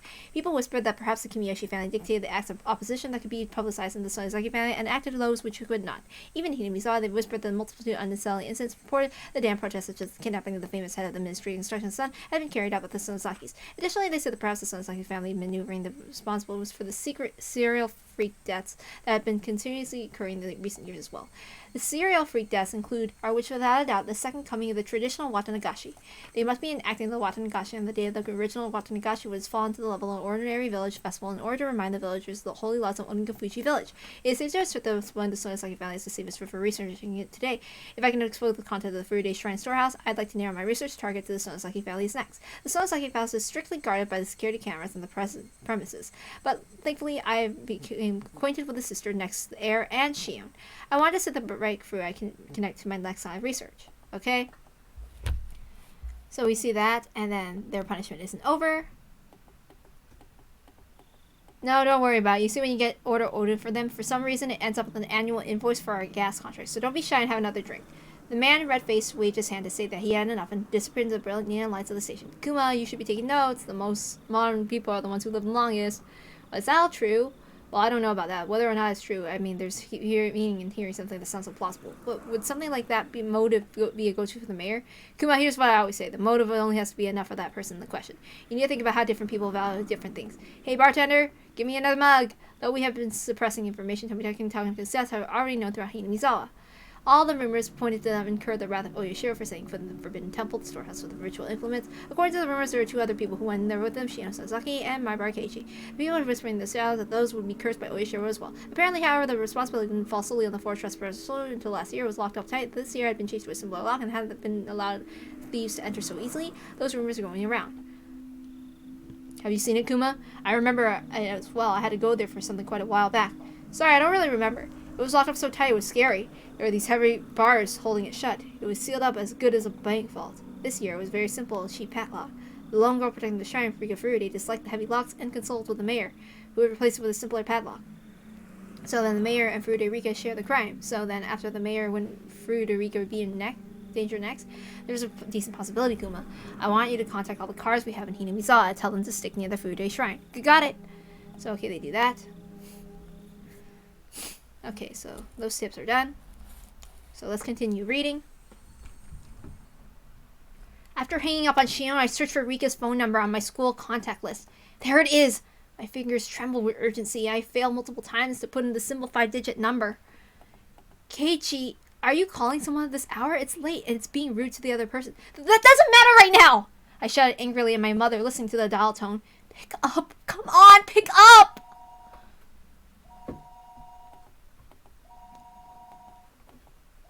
The time was 11 p.m. It certainly wasn't early. It was essentially the middle of the night. Had Rika already gone to bed? Her phone would be ringing constantly, though, so shouldn't she pick up for me? Rika didn't pick up. She didn't pick up. She didn't pick up! Maybe she just happened to miss it. Maybe her bed was just too far away from the phone. The sound of the phone ringing gets clearer and clearer the longer you go on sleeping. Then, the bathroom? Yeah, maybe she's taking a bath. If that was the case, then maybe she heard the phone and she wasn't able to pick up. Maybe it's a little late to take a bath, but it's possible she could have taken a normal bath right before going to bed. I'll wait 30 minutes and try calling again. Even though I was thinking that, I called her house over and over again. I kept calling over and over again. I kept on calling her, but she didn't pick up even once. I still kept thinking about trying for 30 minutes, and yet she wasn't picking up. Were my phone calls so persistent that she had gotten scared of picking up the receiver? No, that couldn't possibly be it. There was no point in doing this any longer. The best thing to do is to go in there in person. Where was Rika's house, though? Shit, I've never asked her where she lived! Her residence was written there in the contact list, but the address is mostly numbers, so I couldn't tell where it was just by reading it. Isn't there a map or something in here? Furude Rika. Her last name's Furude. It's a bit of an odd last name. It might be easy to find. Thinking that, I rummaged through the drawer with the phone book and I could only find things like takeout menus and phone numbers for public establishments. Shit! I tore one thing out of another in the drawer, but I didn't come up with any clues as to where Rika's house was. Calm down, my bride, Keiichi. If you don't know, then just ask. Ask someone who does know. That's it. Rena's gotta know. I look up Rena's phone number on the contact list. Ryugu Rena. There she was.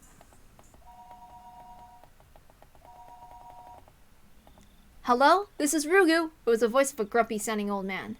It must have been Rena's father. I'm calling in the middle of the night. I need to be polite. I'm sorry for calling so late at night. This is my bar. Is there any chance that Rena's around? Reina is taking a bath. Oh, she's done. Reina! There's a friend of yours on the phone. Oh, right. Ryugu Reina was her real name, wasn't it? I'd gotten so used to calling her Rena that hearing her real name caught me off a little off guard. Hello? This is Rena. It's me, Keiichi. Sorry for calling so late. Huh? Keiichi? What do you mean at a time like this? Like this? Well, actually, I wanted to know where Rika's house is. Rena seemed a little appalled I'd call her for something like this at this hour. However, she spoke her next words seriously as she caught on how urgent my need was. Okay, sure. You know the assembly hall on the grounds of the Furude Shrine? There's a 2-story shack used for the storage behind it. That's where she lives. I couldn't immediately visualize the place as long as I knew where she lived in the shrine grounds. I'd just have to take a look around. Got it! Thanks! Sorry again for calling so late. Apologize for your dad for me too, would you? Okay, but Keiichi, why do you need to know where Rika's lives? Rena asked in an unusually sharp way, halting me before I could hang up the phone. I hesitated a moment whether to tell her. He was killed because I told him. Keiichi, if you're still listening, could you answer me? Why are you asking where Rika lives at a time like this? Rena affected her usual tone, but beneath her words lay a certain tension. She intuitively sensed that something was going on. What do we do, Keiichi? If it's Rena, I can't tell her. He was killed because he found out. I revealed everything, so he was killed. Keiichi, Rena's being serious. Please answer me. Rena asked me once again in a tone so forceful I couldn't imagine her ever using it normally. I was taken aback by her vigor. Rena was Rika's friend too. She had the right to be concerned about Rika's disappearing. If I told Rena, then, even if only for a moment, I could drive away from my horrifying fears. Rena, well, I can't exactly tell you why, but yes? Rena's tone was serious in itself. It's just the tone I could feel her saying, no matter what you say, Keiichi, I'll believe you. That subtle sense of security gave me the courage to reveal the truth. I have a feeling that Rika's in danger. You mean like a premonition, or you have a reason to believe she's in danger? I really didn't have time to go back and forth with Rena about this. Still, I think listening to her calm voice soothed my pointless impatience. I don't have much reason, but... Yeah, I still hesitated. I had told Rika we had snuck into the ritual storehouse. The mayor to whom Shion had confessed before had already disappeared. It's possible Rika also. I didn't know how to explain to Rena. I was tongue-tied. Rena spoke up. Sorry for asking something so weird. I thought about it, and it isn't like you need to be sure. Rena laughed a little, seeming a bit absent-minded. I wasn't exactly in the mood to laugh, so this time I was dumbfounded.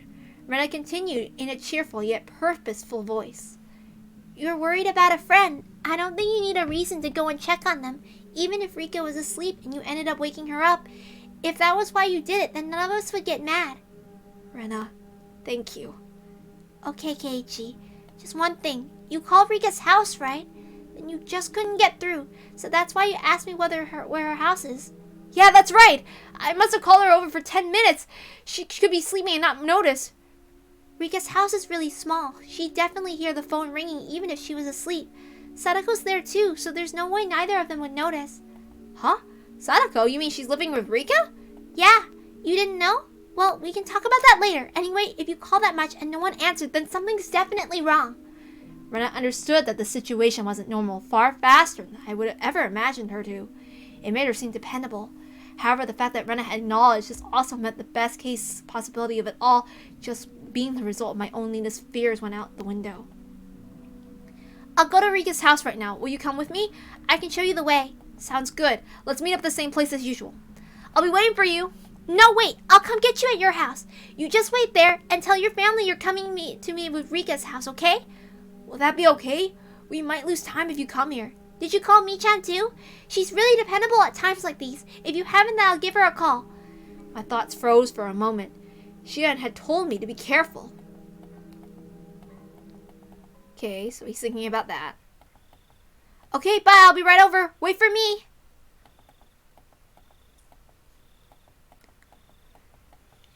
Okay, so he's just rushing out and waiting for her. So he just creeped out without a word. So he didn't tell his parents, so yeah. So he's freaking out, because not only Rika is gone, but Sadako's gone too. Realizing them living together really caused my thoughts to immediately take a turn for the worse. That can't be. Sadako is... She's got nothing to do with any of this! Even if there was a reason for Rika to disappear, there shouldn't be one for Sadako! Keiichi! Rena was really fast. She approached me on her bike at an amazing speed. Her breath was ragged, painting a pure picture of how hurriedly she had been going. Hey, Rena, let's get going! Keiichi, I thought I told you to wait at your house. Rena's expression was all business. Was she mad? It came out of the blue and I faltered for a moment. Well, I just figured it'd be faster to meet you up here. Keiichi, don't you get it? Rena shouted very angrily. I'd never seen Rena like this before. Do I get it? What's the problem? Rena soon noticed she was scaring me and took a couple deep breaths and continued as if to admonish me, but her expression didn't soften at all. Keiichi, the whole village is in an uproar right now that the elders disappeared, right? Yeah. Now you're telling me that Rika and Sadako aren't where they're supposed to be, right? Yeah, that about sums it up. Then you need to be more careful. Do you have any idea how dangerous it is to be standing out here all alone in the middle of the night? I began to understand where Rena's anger was coming from. You told your family you'd be going to Rika's house with me, didn't you? So that, in the worst case scenario, if you and I were to disappear, people would know where we did. Rena was perfectly level-headed in an emergency situation. Ever since the night of Watanagashi, every night someone had died or disappeared. On the night itself, Takano and Tomitake met strange ends. On the night, the elder vanished. And now the night after that, Rika and Sadako are nowhere to be found. I hadn't been thinking of anyone but myself, but it wasn't enough to say that Hinamizawa was a little weird at the moment. It was, in fact, extremely strange. Rena had even anticipated our own disappearances and had told me to tell my family where I was going. I was embarrassed at my own carelessness. The need to be embarrassed made me afraid of the night. Sorry, I didn't tell them yet. Okay, then let's go tell them together. With Rena beside me, I wheeled back toward my house. The moon seemed strangely high in the sky, a sky that was uselessly vast and cold, so that no matter what, it would never seem to me like a dream. This cruel fact had already confronted me. On such a crazy night, Rena had unimaginably undependable. Hinamizawa's metamorphosis, enough to make Rena conscience me against carelessness, was to me the most fearsome thing at all. The moon seemed strangely high in the sky. We met up with Mion on the way. Kei-chan, are you serious? I'm going to get really mad if this is a joke. Ever since the day before yesterday, someone had died or vanished every night. Mi-chan, if it really is a joke, don't get mad. Smile. It would be a joke after all. We need to make sure whether it's a joke or not. You're right. Sorry for getting upset. However indiscreet a joke it may have been, if we learned that our friends were safe, it would end up nothing more as a funny story. Having been warned about that by Rena and Mion gave a dry smile, the tension she felt loosening a bit. She mounted her bicycle as well. Our 3 bicycles' light flashed. Kei-chan, why did you suddenly decide to call and ask Rika's house at a time like this? Mion asked me the same thing I had with Rena. Would it be weird to call it a premonition? I couldn't quite tell because it was dark, but I could see Mion smiling ambiguously. I definitely understood she wasn't convinced. I had a bad dream and I was snoozing and I couldn't get it out of my head. So did Rika get kidnapped in a dream? Well, it was more of a vague feeling sort of thing. If Rika had answered the phone, I would have called you and Rena after that. Lies smoothly babbled out of my mouth, makeshift though enough they were. I was lying because I thought telling them I was connected to Shion would be silently admitting we'd stolen into the ritual storehouse together that night. Mion didn't press me any further. I don't know whether that convinced her or she figured out that making sure Rika and Sadako were safe would be faster. I felt relieved and felt a little guilty. Mion hadn't been acting any differently these last few days. I'm still trying to distance myself from her for some reason. It was only because of what I heard from Shion and Oishi that she was a successor to some kind of super extravagant gang family. No. Was I just trying to force myself to forget? Don't do that, my bright Keiichi. Wasn't it Wasn't it Mio who was the first to ask about the Watanagashi in such a harsh tone like that? Did I forget about the terror I felt? At that time, Mio looked like different from the Mio I knew. When I think about it, Mio and then Shion and Oishi's descriptions of Mio made a bit more sense. That's it, isn't it? If it wasn't for how she acted that day, I wouldn't be feeling this way toward her now. What on earth was going on with her back then? I was conveniently thinking of everything she had done after that, while discarding the very first thing, the thing I should have been looking at the most, wasn't I?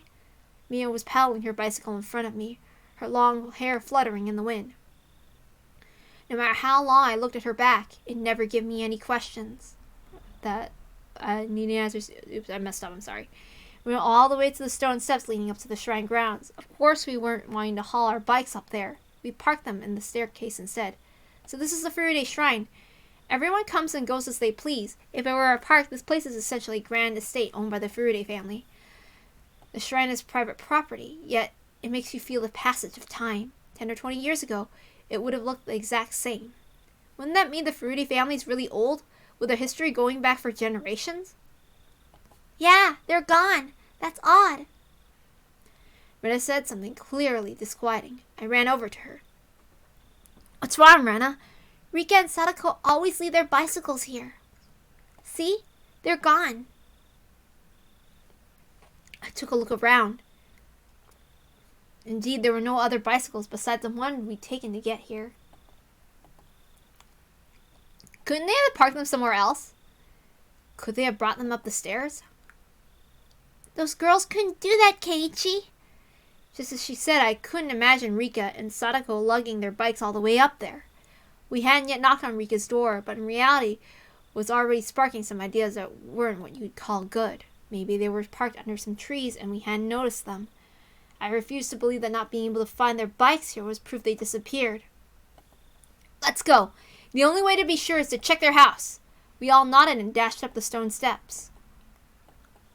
We passed through the red arch and came on the shrine grounds, which was covered in the neat gravel.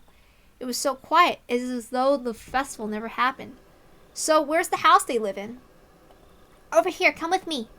Mera took the lead and sprinted off, went toward the assembly hall behind the shrine, and looped around behind it. In the darkness of the night, we found a small, prehab, 2-story shack that looked like a warehouse. The lights are off. Are they sleeping? Let's knock. Rena and Mio neared the shack, which really didn't look like a place people would live. They had a beautiful shrine. I figured they'd live in an equally beautiful house. It was far from what I expected. Rika! Sadako! Are you there? Rena shouted up toward the second floor. Her voice was restrained at first, but it steadily grew louder. No answer. In fact, there wasn't any sort of activity in the house at all. They might be sleeping. Let's wake them up. Mio banged on the shutter with both hands. Loud sounds echoed into their surroundings. They would have to notice this much noise. They would turn on the light in their room and fling open the windows and yell, "What the time do you think it is?" However, that wasn't happening. There was absolutely no response. Mio stopped slamming her fist on the shutter, and a sudden silence fell over us. The silence aroused terrible thoughts in us. I could feel the blood draining from my face. It's locked. I wonder if we can get in somehow. Rena showed no signs of stopping. It didn't look like she admitted they weren't there until we went inside and saw for ourselves. That refusal to give in gave me strength. The second-story windows wouldn't be locked. I'll give them a try. Kei-chan, a ladder. Mio brought over the ladder that was standing against this house. The footing was a little unstable for me to be climbing it, but Mio held the ladder firmly in place for me. I hadn't climbed too many ladders. My inexperience with them exposed, and I climbed up one at a time. I tried to open each window on the second floor. Michan, I'm gonna check the main house just to be sure, okay? I'll be right back. Rena darted away. What? A main house? It's the Furude family's actual house. After her parents passed away, I think it's been left like that. Ah, right. Rika's parents. They passed away, huh? At that point, I recalled something else. Wasn't Sadako living there too? Sadako's also an orphan. Her parents fell from a cliff because of Oyashiro's curse. Then her older brother Satoshi. He disappeared. Satoshi? I've heard that name before. I remembered. He was the one that disappeared. Ever since then, Sadako and Rika have been living in the shack. Neither of them has any family, but at least they're together. They help each other out. Rena said main house, didn't she? Wouldn't it be easier to live there? The curtains were drawn, so I couldn't get a good look inside to see, but 2 younger girls living together seemed like a pretty tough life. I think she tried that at first. She said it was hard because it reminded her of her parents. I had no idea. I feel really bad for them. They were normally so cheerful at school that I never realized an atom of this. Rika and Sadako. They have it hard, huh? She's cursed. Huh? Suddenly, Mio said something in a low voice. It sounded like she was really cursing someone, and I didn't let it slide. I turned around the ladder to face her and asked again, Mio, what did you just say? I said she's cursed. Mio, still holding onto the ladder, brought her head up and looked at me in the eyes. As soon as her eyes met, an absolute zero jolt of electricity surged through my body. Mio's eyes clouded over, and with them boiled and bubbled a stew of chaos. They swirled around and around like a raging sea, and bubbles floated up to the surface. I had at some point been trapped in this ladder, like being cornered on a dead-end street. Mio, why are you making that face? I intended to follow up with, you're going too far with this joke, and gave her a forced smile. However, on such uneven footing as I was, the only thing that came down my mouth was a hoarse groan as I desperately struggled not to let nausea overwhelm me. Hojo Sadako. She's been cursed by Oyashiro. Mion answers with a response to something I'd never asked, as if replying to somebody else's question. The only people who fell from the park observation platform were her parents. Only her parents who treated her like dirt and died that day. She was the only one to survive, and she was sent to live with her aunt who treated her cruelly, and the aunt was killed on the night of Watanagashi by some demon who beat her to death so violently her brains were everywhere, and her head was entirely different shape by the end of it. And Satoshi, who always protected her, he suddenly disappeared on her birthday. Somebody made him disappear even though he wasn't abusing her. The police judged him to have run away from home, but Satoshi wasn't the kind of person who would do that. He was always earnest. He would never ask for anyone's help. He would always drag himself through everything with hard work alone. He worked so hard he nearly ground his bones to dust, all for his one and only little sister. And yet someone made him disappear. She was the only thing he lived for, and yet someone made him disappear. Poor Satoshi.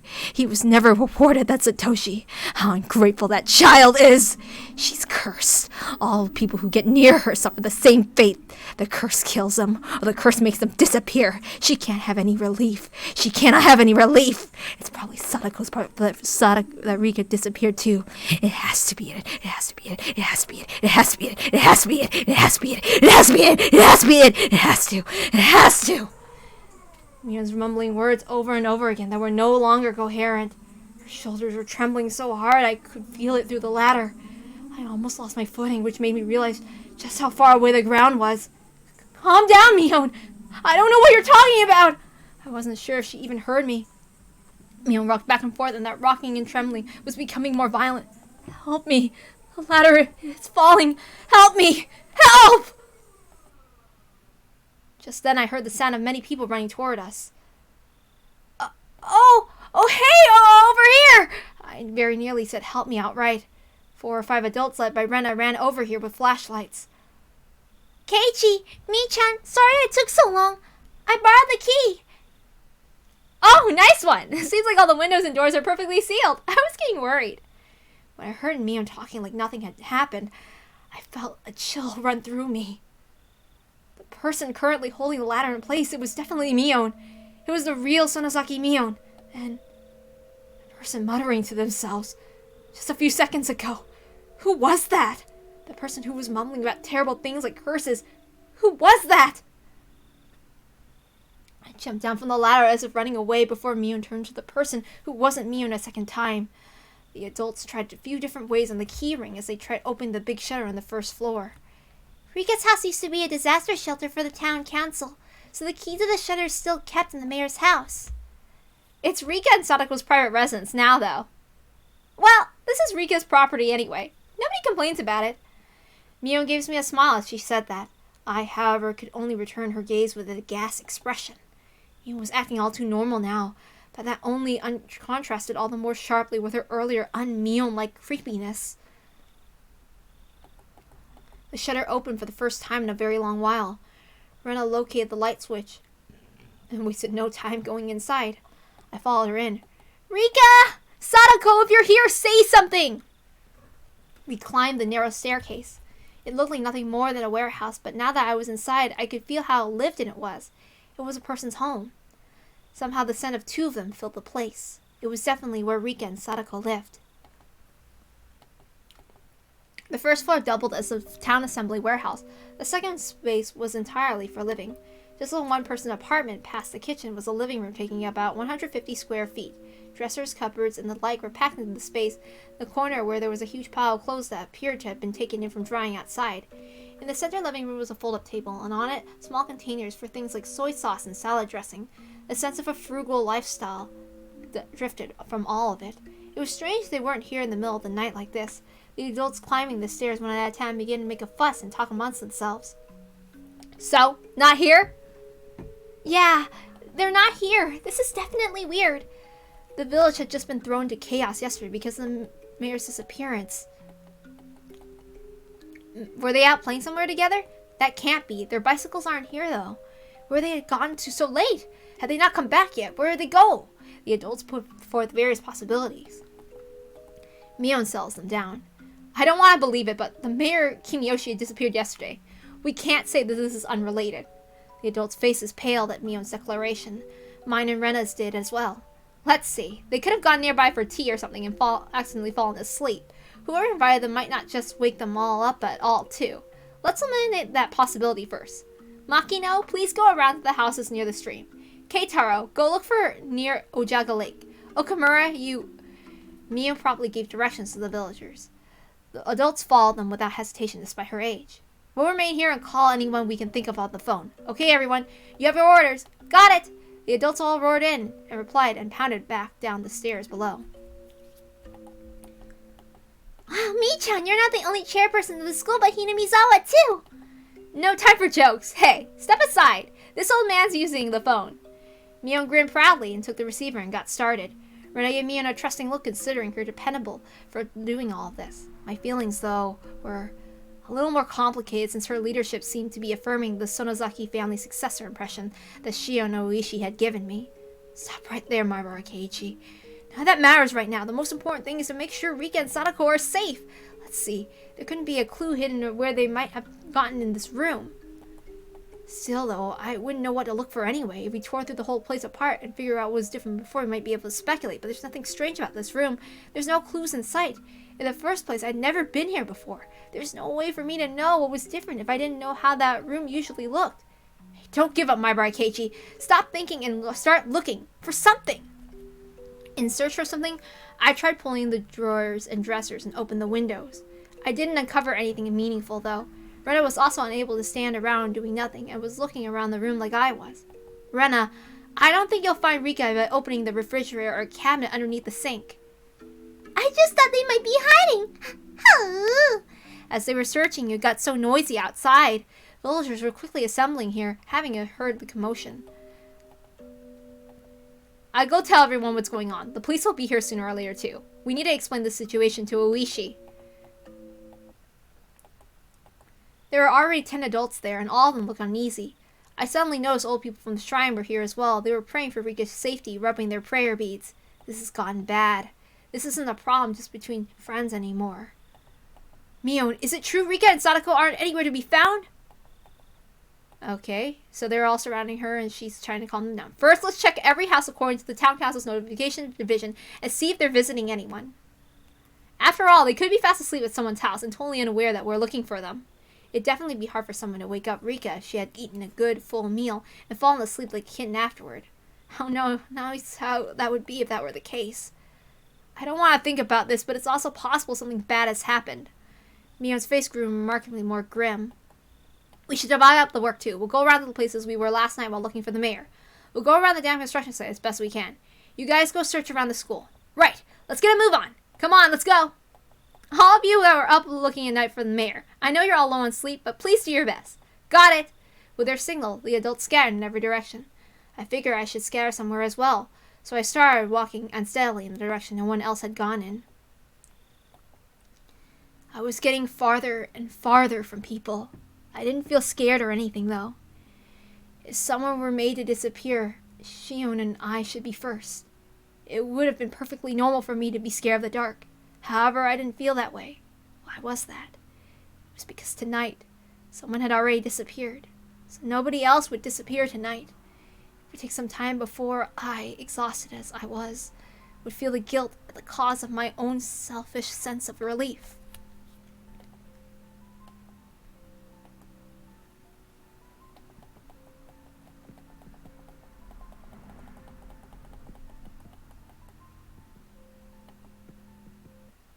Suddenly my vision cleared and a cold wind caressed my body. This was the hill from which you could see the whole village. Looking down from this hill, I could see lights here and there, and knew that the entire village had awoken from its slumber. First Takano and Tomitake, the mayor, now Rika and Sadako had been sacrificed. Word of it is spreading everywhere. The strength in my knees left me. This could no longer be a joke. We found them. Mion would have told me if I was a worrywart. Rena would just be glad we did, and they would have smiled at me. My hopes disappeared as if I were awakening from a dream. That was what the view I could see was telling me. Following my knees, my arms both bent forward onto the ground, and I clawed at it with my nails. I couldn't figure out if I was feeling sorrow or frustration. Is this my fault? I couldn't endure the burden of my own sin. I just told Rika about it.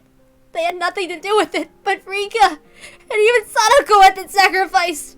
It was like a cross that Shion and I would have to each bear the weight of until we ourselves were erased. Well, if I'm going that far, then the problems started long before that. My original sin of breaking taboo and entering the original storehouse without asking.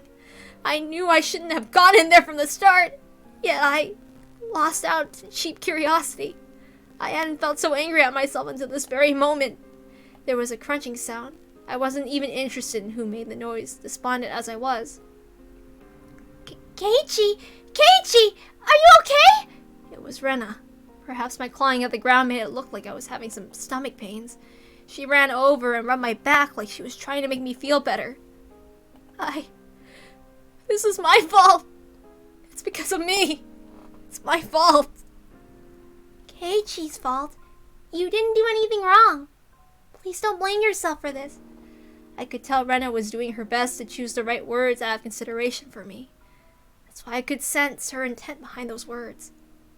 Keiichi, you know why Rika and Sadako disappeared, don't you? Is that what she really meant to say? Because it was an emergency. Rena had ignored the reason why I wanted to make sure Rika was safe, but now that we actually confirmed her disappearance, it was only natural Rena would start to wonder why. However, with the situation having gone this far, I couldn't possibly tell her now. I didn't want to admit that Rika and Sadako had disappeared, but I couldn't let Rena disappear either. Keiichi, if you stay out here in the wind, you'll catch a cold. Rena sat down, bringing her eyes level with mine. They told us that children should go back home to sleep. Rena showed me her watch as she said that. It was long past 1 in the morning. Time was passing too quickly. I had been crawling around here for that long. If we don't sleep soon, we'll have trouble getting up for school tomorrow. Even the adults really are worn out, since they were searching for the mayor last night too. They were saying they'd break up a little earlier tonight. I was a little upset that they weren't allotting us as much time to this, as they had to search for the mayor last night, but that was something I, the cause of everything, had no right to criticize them for. It's all right. The police arrived a little while ago. Look, the police cars are coming into the village right now. Hearing that remark, I looked down the village to see that there were indeed more cars than one would normally expect at this hour, coming from the darkness on the other side of the mountain. However, none of their emergency lights were on. Of course, their sirens weren't wailing either. That's right. All the incidents that occurred right after Watanagashi were seen as the product of Oyoshiro's curse and be handled in secrecy. Rika and Sadako too. Their disappearance would end up exactly like the other serial incidents in the past. Surreptitious, unresolved, declared a mystery, had disappeared from memory. Rika's face, her sweet face like a western doll's, would fade away. Sadako's smile, her energetic smile would fade away. The more I tried to remember them, the less I would be able to. I deserved to be called an idiot dozens of times over and over again, and it wouldn't be enough. I couldn't hold back my tears at my own sheer stupidity. I don't know what you're blaming yourself for, Keiichi, but you should stop. I wasn't about to deny it. I couldn't. Even so, I couldn't affirm it either. I wanted to at least keep Rena out of this. If she found out, she'd become involved. Please, Rena, could you just leave me alone?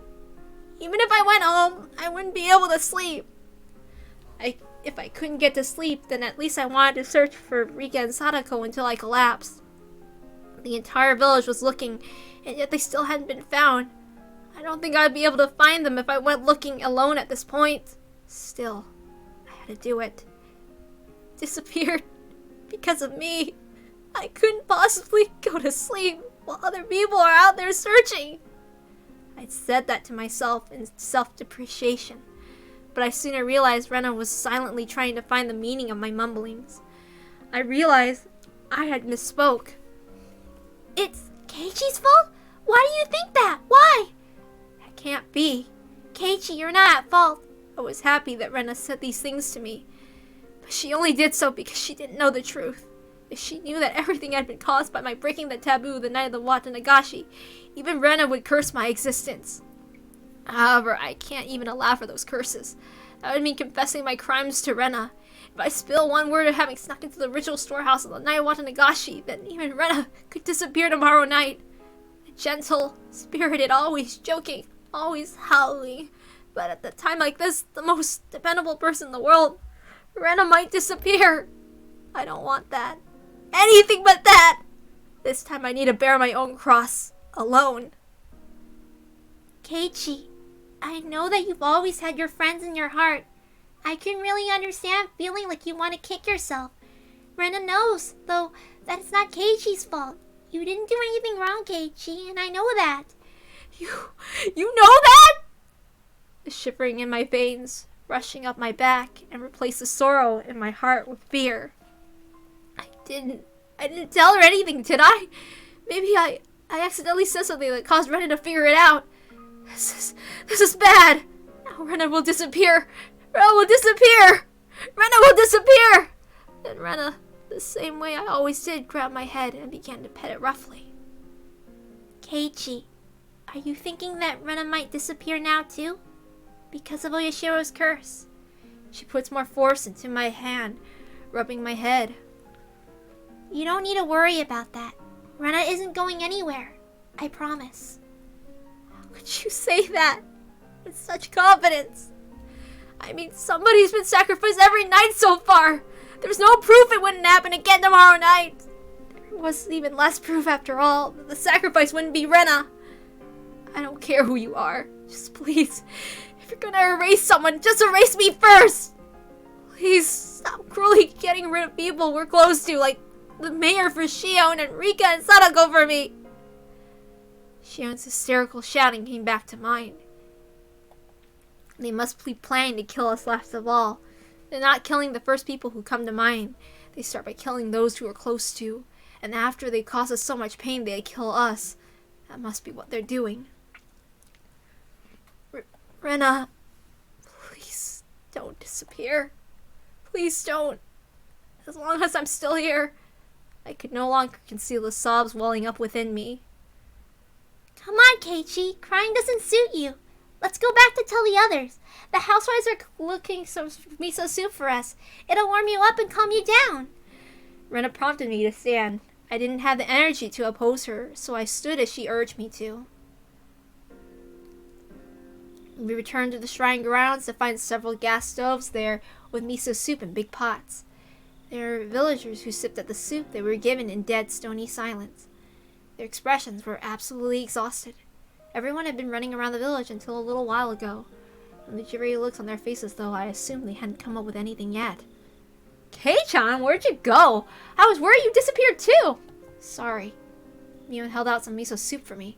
I refused the offer. I didn't have much of an appetite. Mi-chan, how is it? Did you find any clues? Mion took a sip of her soup, her expression frank. None at all. School ended and they went home. The two of them went somewhere on their bicycles. Moreover, nobody ever saw them riding their bikes, so... When it gets dark out in Hinamizawa, people quickly vanish from the streets. aside from the adults hurrying back home from town in cars or bicycles. It was normal to see absolutely nobody walking around outside. It wasn't at all strange that nobody had seen Rika and Sadako riding their bikes. It was the same last night with the mayor. There's no hope. Mion's apathetic tone pricked my nerves. The anger quickly subsided. She'd been doing all sorts of things to try to find Rika until just a moment ago. If I asked her, she'd probably say she was up all night last night too, looking for the mayor, wouldn't she? She'd been far more fatigued than I was. Besides, what about me? I'd spent the time hunched over in indecision all alone. I had no right to say anything about Mion. Kei-chan, I know it's hard, but let's turn in for the night. We just decided we'd break up the search for now. Drink this and let's call it quits. Is this the end? Oh no, of course not. Since it's bright out again, we'll do a thorough search with the police's help. They could have gone to Okinomiya too. People are even saying we should go through all of Shishibone City, investigating whether there are any witnesses for both the girls and the mayor. Anyway, what happened, Kei-chan? Where'd you go off to? You vanished all of a sudden. I was really worried. Suddenly, I was on the receiving end, but I didn't have the willpower to respond. Sorry. I'll be more careful. Nothing happened? There wasn't anyone suspicious spying or stalking you? Nothing like that? Mion demanded with a serious expression. I was being criticized for how inconsiderate I had been. Despite being in so much pain, I was frustrated I was being criticized. But it was my sin. My sin and my merit alone. Nothing. I'll be careful, either way. Sorry. Mio, now aware when nothing had happened, heaved a big sigh with her shoulders, looking relieved. Oh my, okay, we're gonna stop there for tonight because I'm not allowed to read at this moment because somebody is hassling me, so I can't do it, so I have to stop. Alright, I'm done, bye bye.